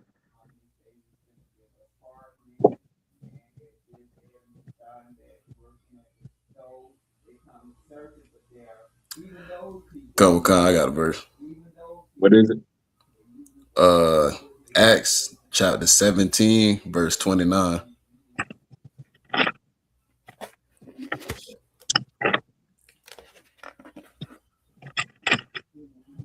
(17 and 29).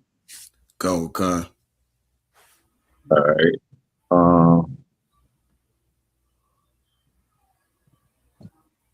Acts 17.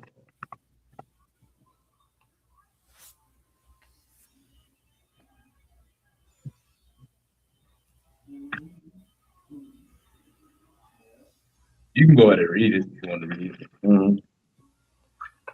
All right, go.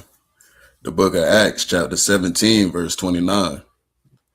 For as much then as we are the offspring of God, we ought not to think that the Godhead is like unto gold or silver or stone graven by art and man's device. Right. So we being the offspring of God, the children of God, right? Our head, right, which is our power, our God, he's not an idol. You know what I mean? He's not gold or silver and stuff like that. You know what I mean? Like in this, he using that reference and speaking on how we are a body. We're supposed to move as one and we're supposed to operate as one. And the head of that body is Christ, right? And we look to him not as in an idol, not as in silver and gold. We don't worship gold and silver and golden calves or whatever idol that's out there. You dig what I'm saying? But we worship the God of this Bible. You know what I'm saying? The nigga God, if I could. You know what I'm saying? The God of blacks, Hispanics, and Native Indians. So when he's saying this, he's talking about the Most High, using him as the Godhead, right? The head of this body. I got a precept in 1 Corinthians 12 and 13 if you want to grab that real quick. Come. And anything you want to add to it.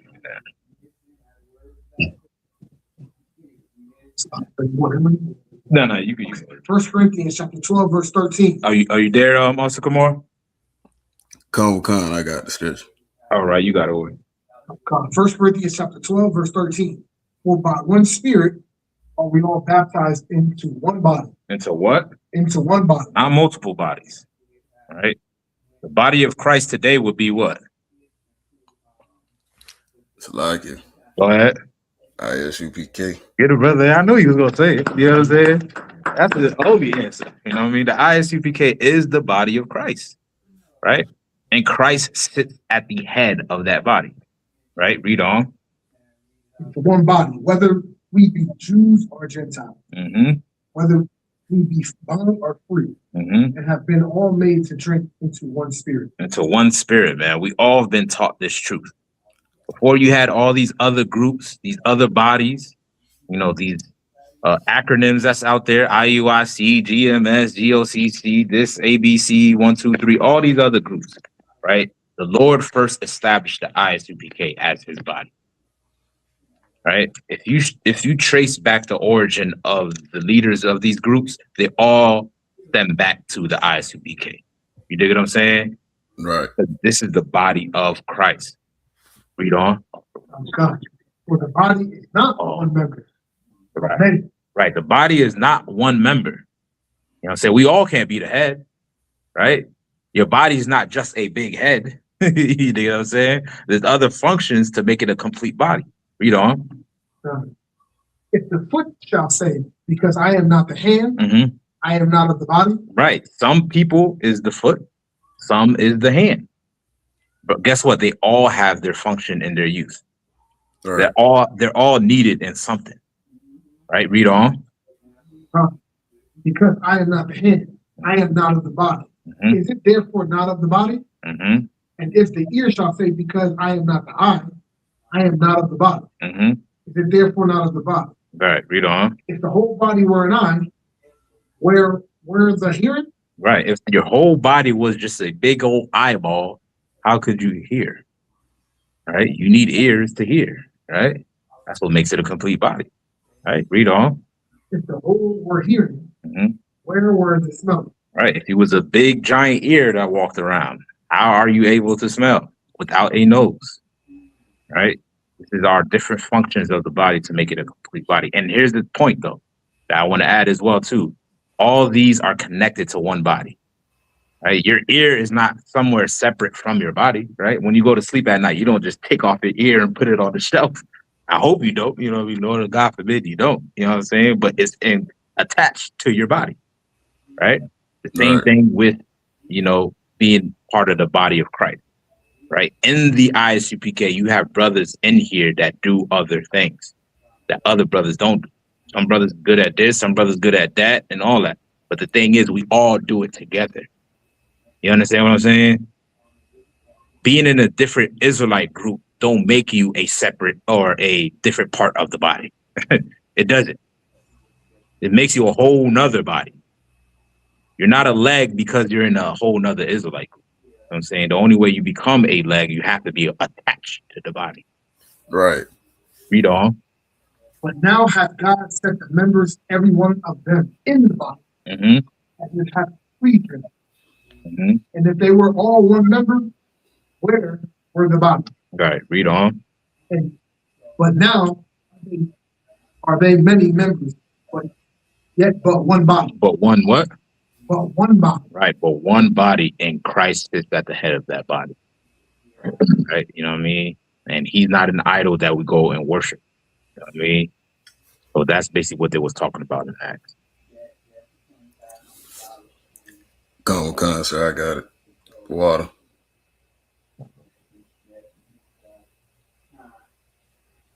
Any other questions? Right. Any questions? Any questions online? Father Rock, you still in here? Block it. Con or con. Okay. It's on you, brother. This question.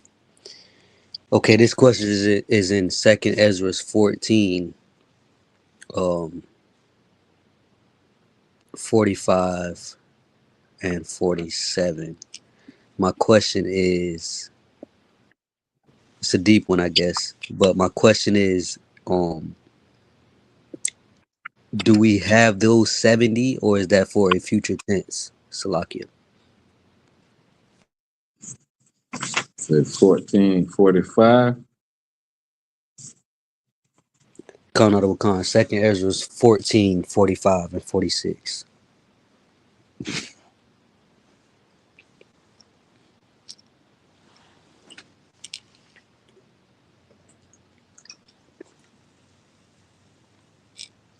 You can read it. Con out of Wakan. This is the book of chapter 14 and 45. And it came to pass, when the 40 days were filled, that the highest spake, saying, the first that thou hast written publicly open, Salakia, the first that thou hast written published openly, that the worthy and unworthy may read it. But keep the 70 last, that thou mayest deliver them only to such be as wise among the people. Yeah.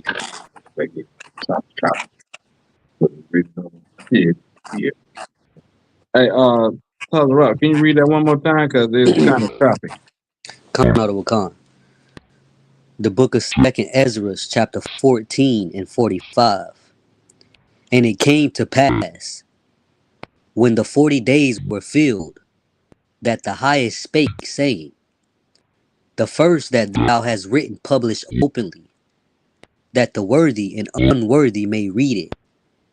But keep the 70 last, that thou mayest deliver them only to such as be wise among the people.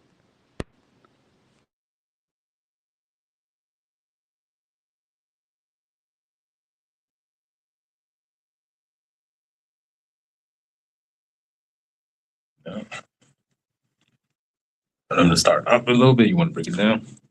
That's what I was trying to read up and see what the contents of it was. Yeah. Hey, start up.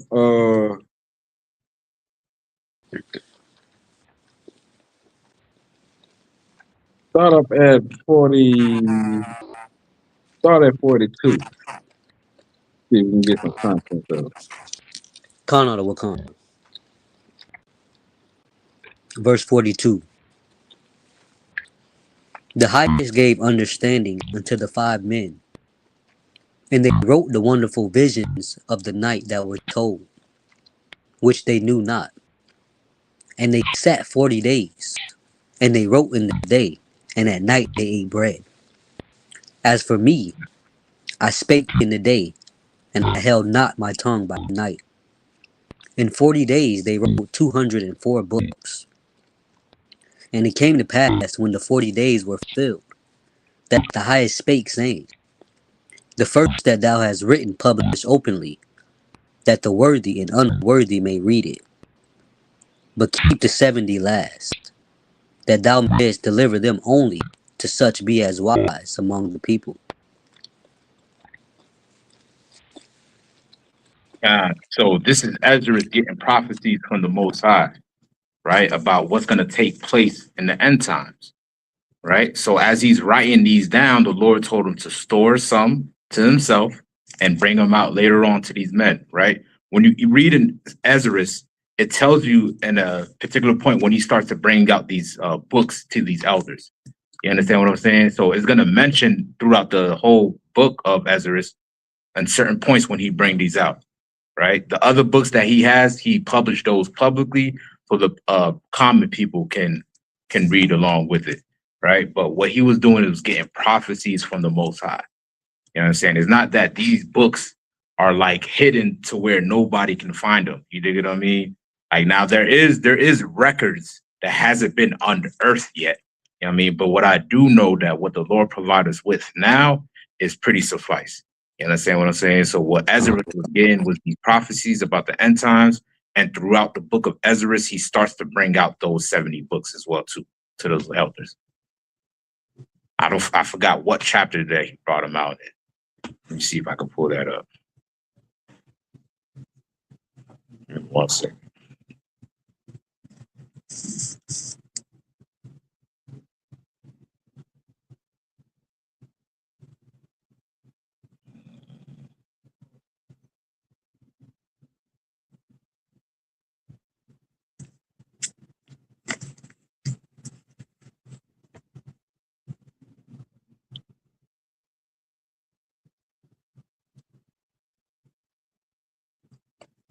So certain be the Apocrypha in itself. Apocrypha, all of that. You know what I mean? All the verses, right? Yeah, Apocrypha. So what verse you stopped at, Jupiter the Rock? So like I stopped at verse 46. Read on. Verse 47. For in them is the spring of understanding, the fountain of wisdom, and the stream of knowledge. Right. So these are all the records of these prophecies given to the leaders of that time. You know what I'm saying? So Ezra was writing down these visions from the Lord, and it was only given to the leaders to break them down, to understand them. The other books was for the public. You understand what I'm saying? So there's books out there, like I mentioned, that hasn't been unearthed yet. Well, these books that Ezra was given to these leaders are written of throughout the books of Ezra. So you're going to read, there's prophecies about, you know, Esau being the end times, and, you know, the woman that came out of Jacob, and the eagle, and the 12 hours of the sun, and the 12 hours of the day. All of that is written of in Ezra that the elders was given. All right. So I don't know if that answers your question. Salakia, so you're saying that those books we already have? Right. Kind of. Right. It's in the book of Ezra. Like those prophecies that we're reading of are the 70 books that he gave to the elders. You know what I'm saying? Right. So these are all just prophecies that he was given from the Most High. You know what I mean? So we already have them right now. Right. The waters. Not Most High. Salakia. Come on, you said Salak. Yeah, come. So I had another question. Go ahead. So you know how certain people refer to the Most High as Yah or Yahweh and this and that. How do we know that Yahweh for the Most High and Yahweh Shah are the correct names? Come on. Officer, come on. Go on. You there? Go on. Can you hear me? Yeah, I can hear you. You're an officer or what? 50. 50. Did you pass your officer's test? Go on. Is the Hebrew alphabet on the officer's test? Okay. Do the Israelites speak Hebrew? Okay. They have a Hebrew alphabet. Okay. Okay. And you want to know, how do we know if that's the truth? Yeah, okay.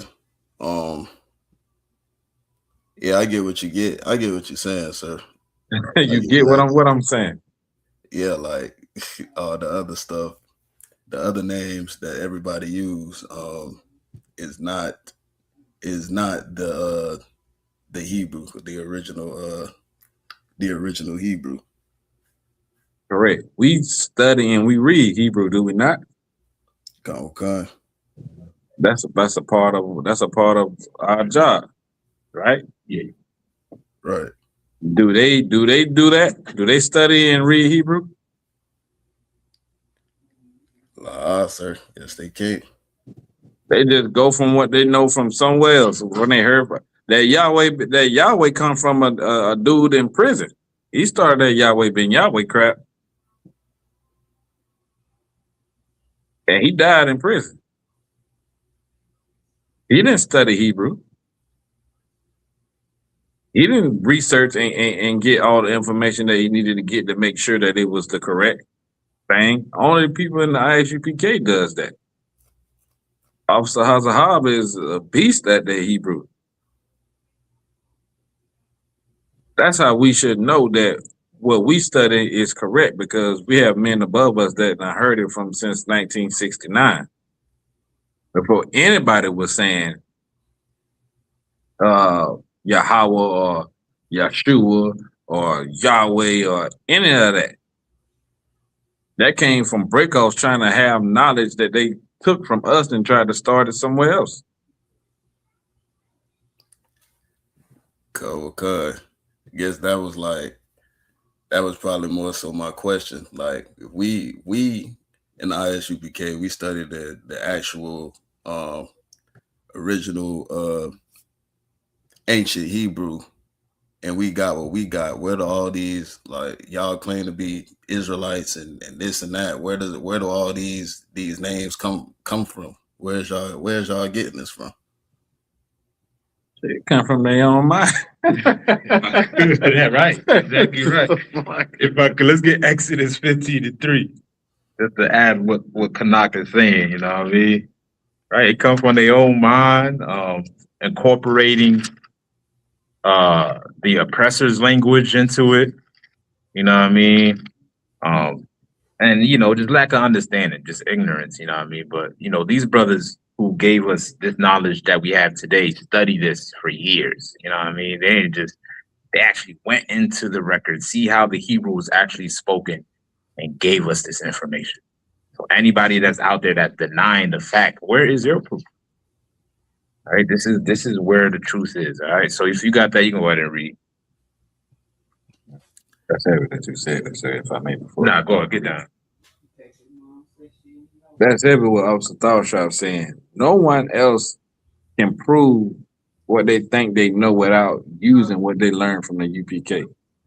Even them trying to prove us wrong, that they're right, the information that they got, it came from us. Even if they switched it around, they learned from us. We were the first original school to teach Blacks, Hispanics, and Native Americans that they are the true Israelites. It's like, damn right. Go ahead. All right, man. So if you got that word, you can go ahead and read. Khan, you said Exodus 15:3, right? Please. Khan, the book of Exodus, chapter 15, verse 3. The Lord is a man of war. Mm-hmm. The Lord is his name. So we got to understand, right? The Lord is saying, this is my name. He gave you his spirit and he gave you his name. But we have to understand, when we see the capital L, capital O, capital R, capital D, that is the Lord's name. You know why they wrote out Lord instead of writing out the name? Do anybody know why? The history of the Bible? Sir, I don't know. All right. Because it was always taught in the parliament that it was blasphemy to actually write out the Lord's name.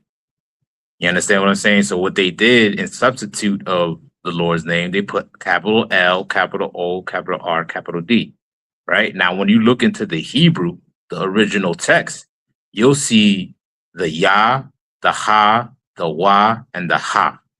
Right? The Y, the H, the W, the H. This is what scholars today call the tetragrammaton, right? Which is these 4 letters. This is what they represent. Now, without knowing the actual Hebrew, there is no way for you to actually pronounce these letters, right? The Ya, the Ha, the Wa, and the Ha, right? It wasn't until later on where they created the Hebrew with vowels in it. All right, this is how you get Jehovah today. You understand what I'm saying? Right, because they added all these vowels. But if you go to the original text, when Abraham, Isaac, and Jacob, and Moses was giving the law, statute, commandments to the people, he spoke in that ancient Hebrew Lashon Kodash with no vowel sounds. You understand what I'm saying? So the capital L, capital O, capital R, capital D spells out Yahawah. Like the YHWH spells out Yahawah. People will say Yahweh because they implemented what? Why would they say somebody will say Yahweh? That's a lie. They using vowels.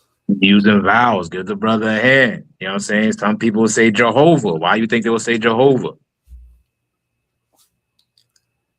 Are they doing the same thing, implementing the vowels? Implementing the vowels. There you have it. You know what I'm saying? Like if you were to say that to Moses, he would look at you like you had 3 heads. Moses was not speaking like that. You dig what I'm saying? He would have been like, what the hell is what the who? The Joe who? You know what I mean? That when it makes no sense. So what we did is studied and understood that when the Lord spoke his name, like in Exodus 15:3, that it spells out Yahawah. Right? That's what it is. Now, as far as everybody else that got Yah, what they're trying to do, they're trying to find out the truth, but they're not getting it all the way. So they're trying to, twist it in a way that's compatible to them. You know what I'm saying? That Yah, and, they got a little bit of the truth, but they ain't not all the way there. You know what I'm saying? So that's how we know what the Lord name is, because he said it in Exodus 15:3. Come. Yeah. And also to add, the I am that I am is not the Lord's name as well, too. Just to throw that out there for anybody that's all right. But that's it.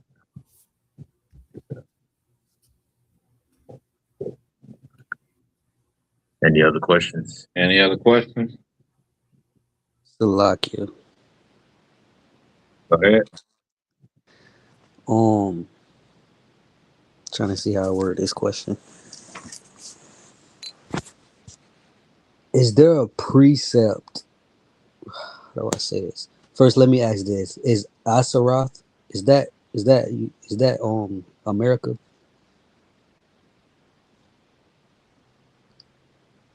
You're talking about Ezra's, right? Kanarokan. Ashereth? Kanarokan. Right. If you translate that word, it means earth, if I'm not mistaken. Earth or land. Okay. Right. So go ahead. No, Salaki, I'm listening. Mm-hmm. Oh, no, my fault. I was just going to mention, so being that it has that word there, it was just saying where they traveled to, they landed on earth. They landed on a big landmass from traveling from the sea. You dig what I'm saying? Mm. Right. And the thing is, how they described Al-Sareth, they described it that it was a place that no man dwelt. Now, what could that be talking about? Right? Civilization started where? In Africa. So they say. They say Africa. It truly started in Mesopotamia. All right. Iran, Iraq is where the oldest civilizations first formed. Abraham was where? In the Chaldeans? That's what it said he was at? Right. Amongst the Chaldeans. That was right there in Mesopotamia. The Garden of Eden, right? If you follow the rivers that it tells us, right? That's right there in Mesopotamia, what they call the Middle East today. Right. That's where civilization started. Then it spread it and branched out from there. And then people went to Africa and all of that. right? So when the mentions Arsareth, it says that it is a land where no man dwelt, right? So this land is called America. Nobody was dwelling there, right? The so-called native Indians are the first people to arrive on this landmass. You understand what I'm saying? Kana. Yeah. So that's basically what it's talking about. Salakia, but I was looking at verse 40, and it says the 10 tribes were taken there. Yeah, native Indian. Yeah, yeah, God. Yeah, you an Israelite, you know that, right? Yeah, you an Israelite, man. Lord allow, you know what I mean? That, you know what I mean? This is information that we can comprehend, but yes, brother, you are an Israelite. You know what I mean? Those 10 tribes is part of your ancestors that went over there. Bun Gad, you know what I mean? They was on that ship sailing all the way to America, to a land where no man dwelt. You know what I'm saying? This land belonged to the Gadites. You understand what I'm saying? Kana. God. So that was your ancestors for sure. So one more. So Get down, soldier. did the same event happen where it's like he parted the sea for us to get here? Because where it says in verse 44, is that what it's saying? Nah, he didn't part the sea, but he helped during the voyage. Right? The Lord did help. Because think about it, they're going through rough rivers, rough sea passages. So the Lord, what he did, he made still the sea and assisted them in their travels, assisted them in their navigation. I mean, he didn't necessarily have to part anything because they traveled through sea. You know what I'm saying? So they was on the boat, but the Lord assisted them on that boat. Okay, let's just read it so anybody can understand what the hell. For the outside that's looking in, they're like, what the hell are these people talking about? But let's just read it and we'll go through it off the rock. Khan. Start at verse 40. Please. This is the book of 2nd Ezra, chapter 13 and verse 40. Those are the 10 tribes which were right. If I could pause you there real quick, those 10 tribes will be, do anybody know? Salakia. Go. I'll give Officer Kamar a shot if you want to go ahead. That's the Northern Kingdom, right? Right. So-called Northern Kingdom, right? Which is consist of Gad, Simeon, Manasseh, Zebulon, Asher, Ephraim, Issachar, Reuben, Naphtali, and Levi, half of Levi, if you want to count them. You know what I'm saying? So this is the tribes that decided to travel to a land outside of Israel, right? Read on. Khan, which were carried away prisoners out of their own land in the time of Hosea the king. Right. The time of Hosea the king, right? The Assyrians came over there and exiled the northern kingdom out of their land. Right. So they decided amongst themselves, the hell with that. I'm gonna go somewhere else. Well, I don't have to be here oppressed under these Assyrians. Right. Read on. Khan. Whom Salmanessar, the king of Assyria, led away captive. And he carried them over the waters. And so came they into another land. Right. So came they into another land, right? The Lord is the one that carried them over the waters. You know what I'm saying? They're the ones that came over here. Now you have theories like the Bering Strait theory, where they try to say Siberians crossed over Alaska. You ever heard that theory? Right? When all of that is not true. There's no proof to that. That's been debunked long ago, right? The only tool that was actually used by Christopher Columbus himself was the Bible in order to get here called Americas.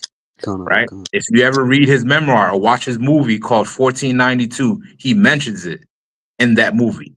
Right? In 2nd Ezra, this is where the Israelites are. This is how he knew that there was land beyond just the Middle East and Europe. You dig what I'm saying? Khan. Right. So he traveled through to Americas by using our records. Right. Read on. Khan. But they took this counsel among themselves. that they would leave the multitude of the heathen Mhm. and go forth into a further country Right. Read on. where never mankind dwelt. Where no man dwelt. All right. Read on. Khan, that they might there keep their statutes. All right. This is why you find similarities of native Indians keeping traditions that Hebrews kept. All right. Tell me you're not right or wrong. You know what I'm saying? Right. You know, they got many things that they do. The Bat Creek stone is an artifact with Hebrew inscriptions on it that was found here in North America. You know what I'm saying? The Los Santos stone. You understand what I'm saying?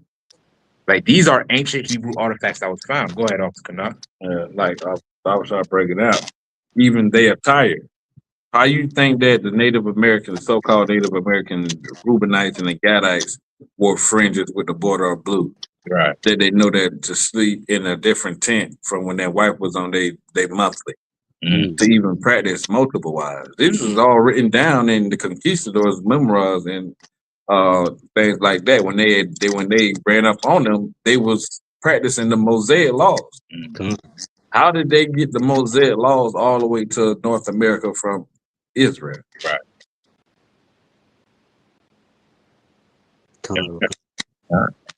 Not damn right. Like this is further proof to show you that they are the children of Israel. You know what I mean? Read on. Concert, which they never kept in their own land. And they entered into Euphrates. Right. They enter into the Euphrates. Read on. By the narrow places of the river. Right, by the narrow places of the river. So the passage was through the Euphrates, along down the eastern part of Africa, going further down into the southern parts until they came across the Atlantic to the Americas. Right, that was their voyage. Read on. Khan. For the Most High then showed signs for them and held still the flood. Right, the Lord helped them. I mean, helped them out. The waters wasn't as rocky when it was traveling. You understand what I'm saying? All right, read on. Khan, till they were passed over. For through that country there was a great way to go. Great way to go. How long was it? Read on. Namely, of a year and a half. Namely, a year and a half. That's how long it took them to get here to America. Nobody else was able to do this but the children of Israel. Right? It's also written in Christopher Columbus' memoir that he brought Jewish scholars with him. You understand? Over here to Americas. Right? Because he understood that he need translators. You get what I'm saying? Like if you read the book Lost Tribes and Promised Land tells you that. That when they met these Jewish scholars, they were speaking Hebrew. And it was like, yeah, Joseph is an island nearby. Who is Joseph? Joseph is one of the sons of Israel. Right? This is the records that we know that the children of Israel are so-called Hispanics and Native Indians. Right? Read on. Khan. And the same region is called Arsareth. Right. The same region is called Arsareth. If you look up that word, if I'm not mistaken, it means like earth or land or something like that. Right? They was able to land to shore on solid ground after a year of traveling on the sea. Right? So that's basically the breakdown of it. Khan. The water, sir.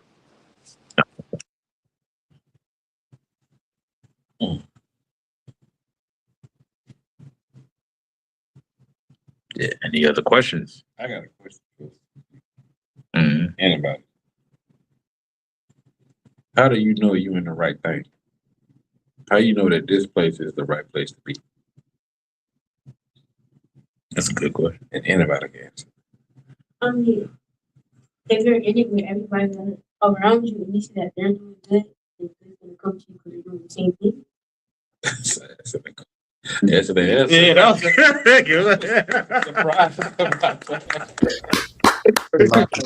You got trade-ins? I didn't mean to put you on blast. I failed. That's good. That was good. Very intelligent. Salaki, sir. Go ahead. I didn't hear what she said. You want to repeat it? Repeat it a little louder.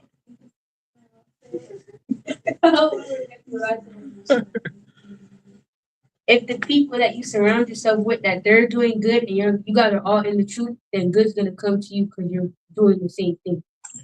That's right. Yeah, right. Con. You heard that, Tazarot?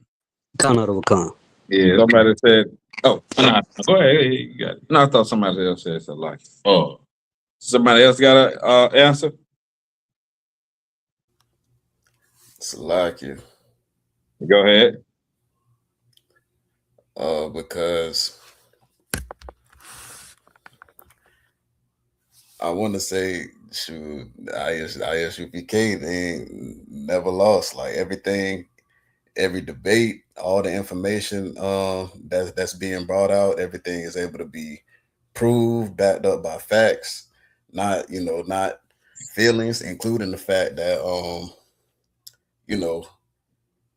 that Christ is a black man. Like a lot of people who came up Christian or whatever always believe the widespread lie that Christ is that Christ and the children of Israel were white, and that's one of the lies that ISUPK has always been quickly able to dispel, and they do it using scriptures. The brothers just brought out how the natives and the other tribes that are part of the Northern Kingdom are Israelites too. They customs, the history, the scriptures in the Bible that prove that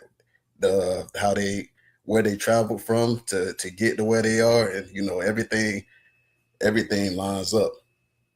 Everything that ISUPK has been bringing out, has brought out, is just it matches. It lines up. So it has to be the truth. Okay. Good. All right. Because the word is most high. Say it one more time. Because of the word of the most high. Because of the word of the Most High. All right. Good. Salakia. I'm gonna double down. Christians in the Christian church say church make them feel good. They sing, they dance, they do that. They say they believe in Christ too. But what makes us different from them? Because they say they right. They say we wrong. They say we full of hate, and we preach and we teach hate, and we just a bunch of niggas running around dressing funny, and we out here promoting hatred. And they say, Christ say, love everybody, came to save everybody, and they're right and we're wrong. Well, we people mind, Christian,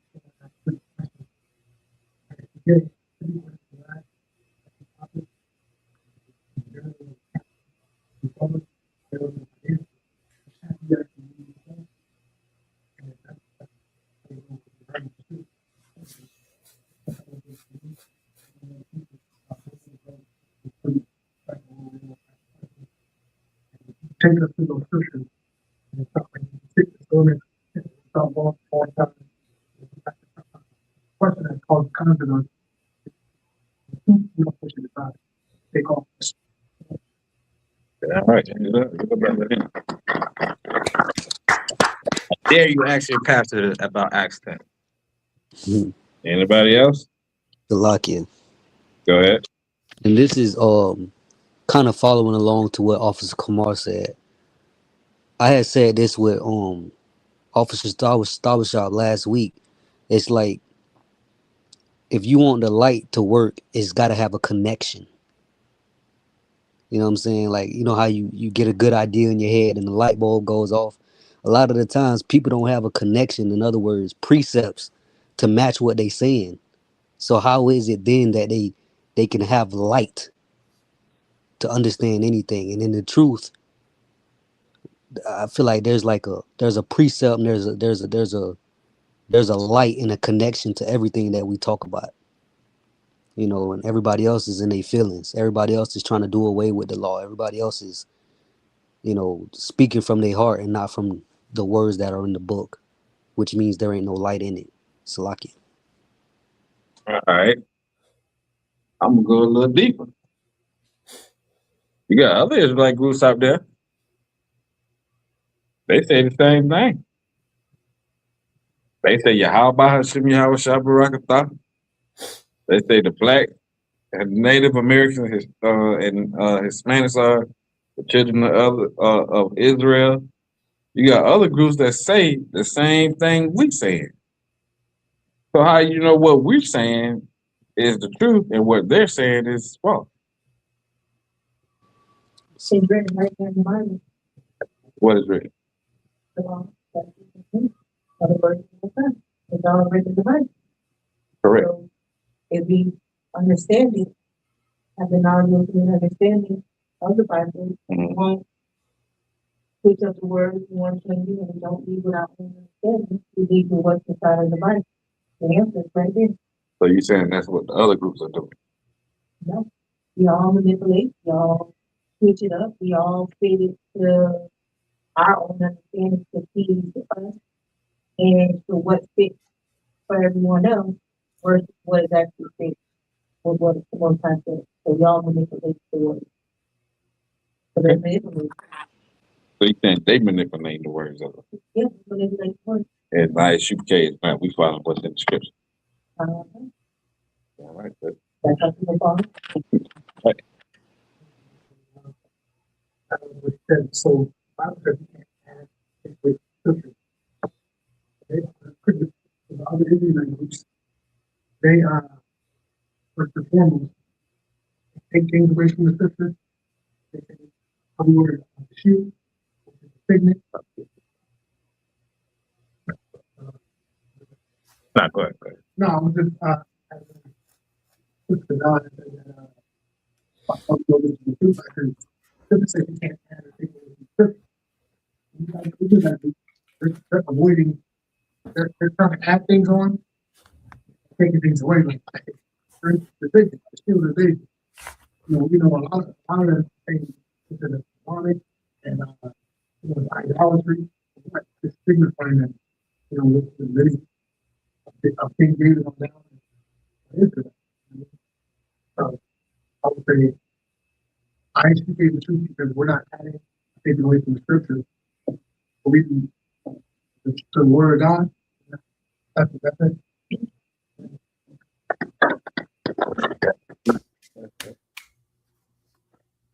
The sister Love T says, I know that this is the right place to be because it's the one place where you will find the true origin of any and everything. This is where you find practical applications of what it means to live in the way of the Most High, the way the Most High intended. All right, sis. Shabar, I think you know anybody from Arizona? You know anybody from Arizona? Your family's on here, B. Yeah, that's what's up. Yeah, Shabar still in the building, holding it down. I just wanted to ask that question to get different answers because, this ain't the Boys and Girls Club. You know what I mean? This is a place that the Lord said His name on, gave His understanding to, and you got other groups out there that's misleading people. You got other groups out there that are just Christians that know a little bit about Israelite history. So I just want to know, what y'all thought. And as y'all just speak. Can I answer the question? It's your grace and wisdom, sir. Somebody said Salaki. Khan Khan, Trooper Tazarak. Go ahead. I just wanted to add a little piece on just following along what Officer Shabar said. We the only, camp that don't add or take away from the scriptures. Like you got some groups that just take away the whole New Testament, and then you got other groups that allow monkey knuckle eating Africans into their group, or I like that. I never heard that one. Monkey knuckles. Damn. I got that one from Officer. But and you got other groups that allowing you know what I'm saying, the oppressor himself into the group. So, you know, we the only group or camp that just does what the word says verbatim. Salakia. Right. And that's the good. We are cool.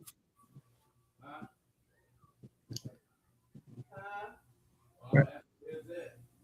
Yes. Oh, okay, God, Most High Christ, man. Like I think everybody answered is spot on. I just want to add my 2 cents to it if I'm able to. I'll just get John chapter 10.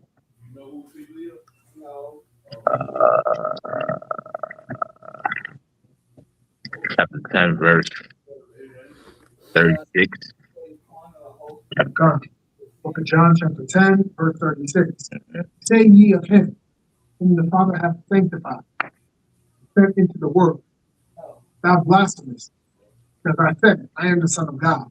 If I do not the works of my Father, believe me not. Right. But if I do, though ye believe not me, believe the works. Mm-hmm. That ye may know and believe that the Father is in me, I in him. Right. What I would just add is that even if you don't believe we're Israelites, which is fine and dandy, you might not believe blacks, Hispanics are not Israelites, not the chosen people of God. That's your prerogative. I mean, I can care less, all right? But at least witness what it does to the lives of blacks, Hispanics, and Native Indians. You know what I'm saying? Like at much you can see that it has an effect on our lives. You know what I mean? You get people that come from all type of backgrounds, from all type of walks of life. You know what I mean? And those people are coming in here and changing their life. If that don't tell you that this is the truth, I don't know what will. You know what I'm saying? People are being fed, people are being housed, people are being clothed, you know what I'm saying? Way beyond what your pastor does. You dig what I'm saying? And people are getting off of drugs, people are becoming scholars, graduates, people are putting down the bottle. Whatever lifestyle that's driving us to death, it gets changed here. And if you can believe that to be true, right, then everything else will make sense. You know what I mean? Just if you don't believe the words alone, it's fine. Just look at what it does to brothers and sisters. You know what I'm saying? So that's what I just want to add.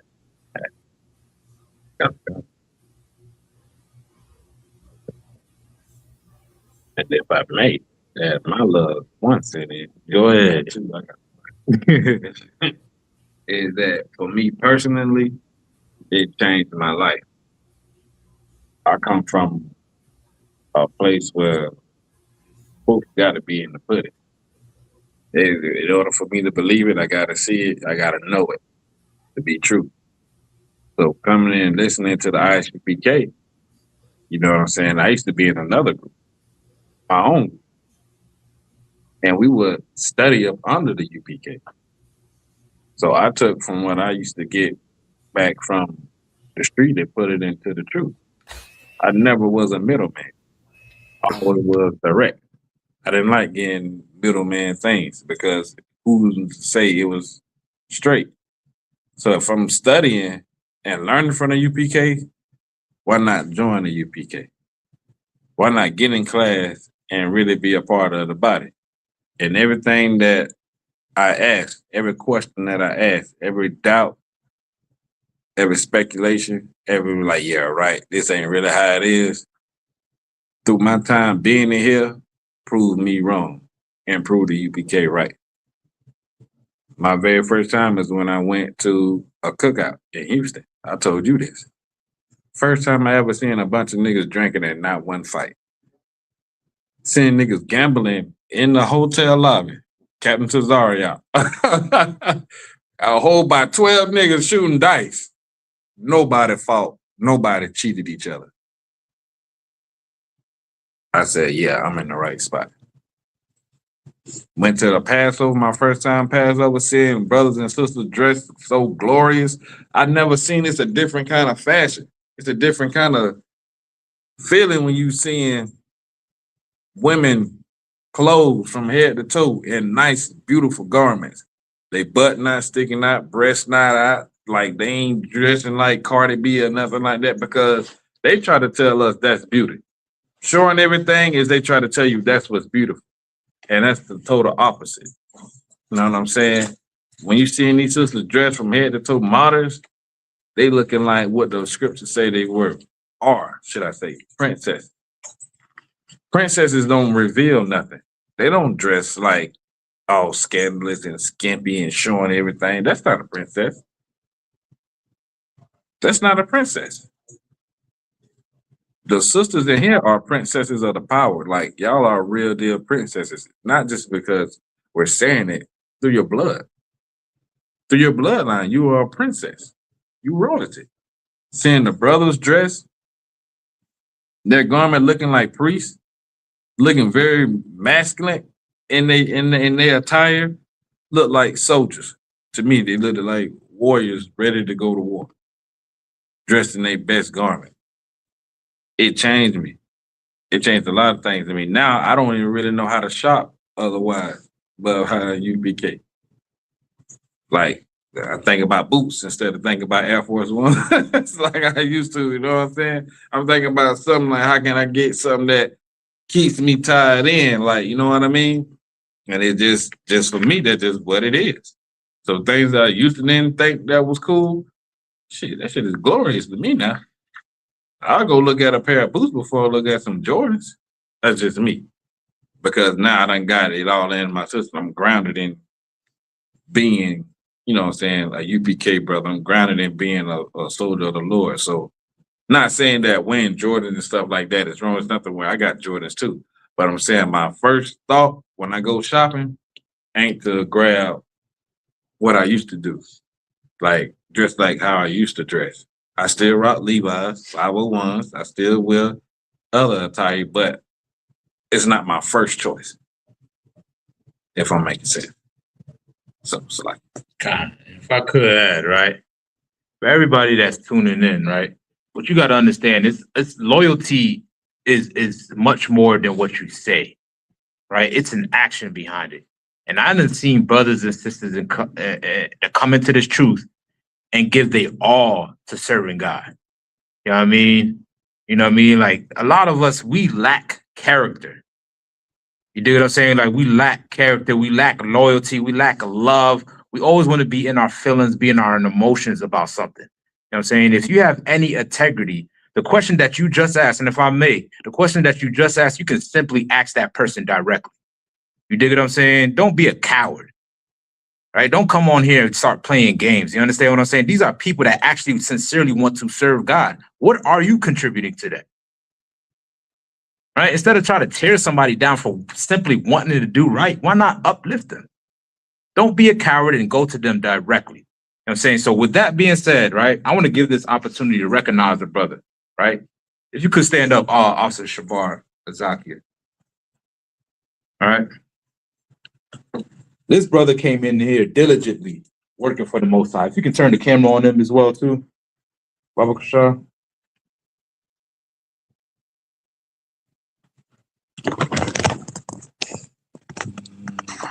I don't know how to turn this camera around. Oh, is it on him? Put it down. Can you see it, Shabar? Is it on you? All right. It's on you. All right. I want y'all to recognize this brother. This brother right here, if you could stand up as well. This brother right here has put in work, you know what I'm saying, in serving the Most High. You know what I'm saying? And the brothers that get recognized, the sisters that get recognized, that get rewarded, is those that do good. Right? We had a sister who just got straight A's. You think we just gonna throw that to the side? You know what I mean? We got young youths here that want to serve the Lord. You think we're gonna throw that to the side? These brothers and sisters that's coming here sincerely doing what they have to do. You know what I mean? And we're judged by our character. We're judged by our works. You know what I mean? Anybody can say anything. You can have any title in the world. You can be a dad, a father, mother, sister, whatever. That don't mean nothing if you're not living up to those standards. You know what I'm saying? And this brother, he's living up to a standard of a soldier. So with that, I want to raise you up to an officer of 500. You understand what I'm saying? No longer are you officer of 50 of Shabar Zaki. Even though you got raised up, you didn't get the opportunity to get the oil on your head. You know what I'm saying? So I want to take this time to pour this oil on your head. You just come on up and we're going to say the prayers. All right, brother? All right. I just want this to be a witness. The naysayers and doubters out there, you know what I mean? If you had any common decency in your mind, real quick.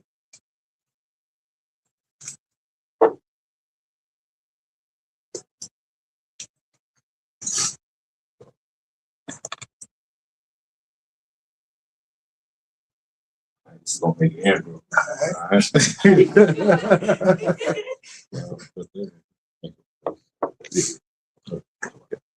All right, so we're gonna say this prayer, and then I just want you to repeat your name when we get to that part.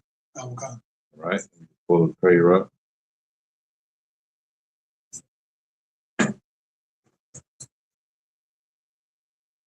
All right.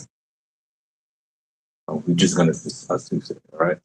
Yabaraka Yahawah. Yabaraka Yahawah. Wayashamaraka. Wayashamaraka. Ya'ar Yahawah. Ya'ar Yahawah. Panyawa. Panyawa. Alyaka. Alyaka. Wayakanka. Wayakanka. Yasha'a.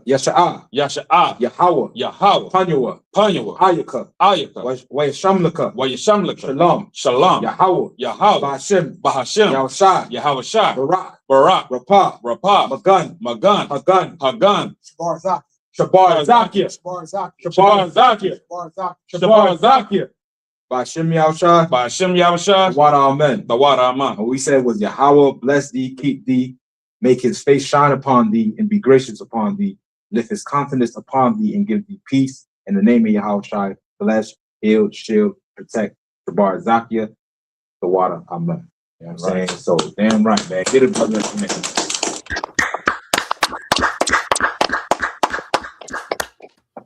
Damn right. All right.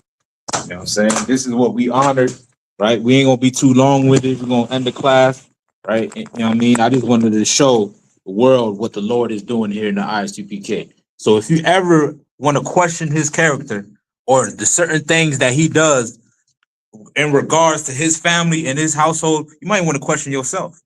Are you serving God? Because this man is. You understand what I'm saying? All right. So with that, that's it. That's all I got. We're gonna end the class again.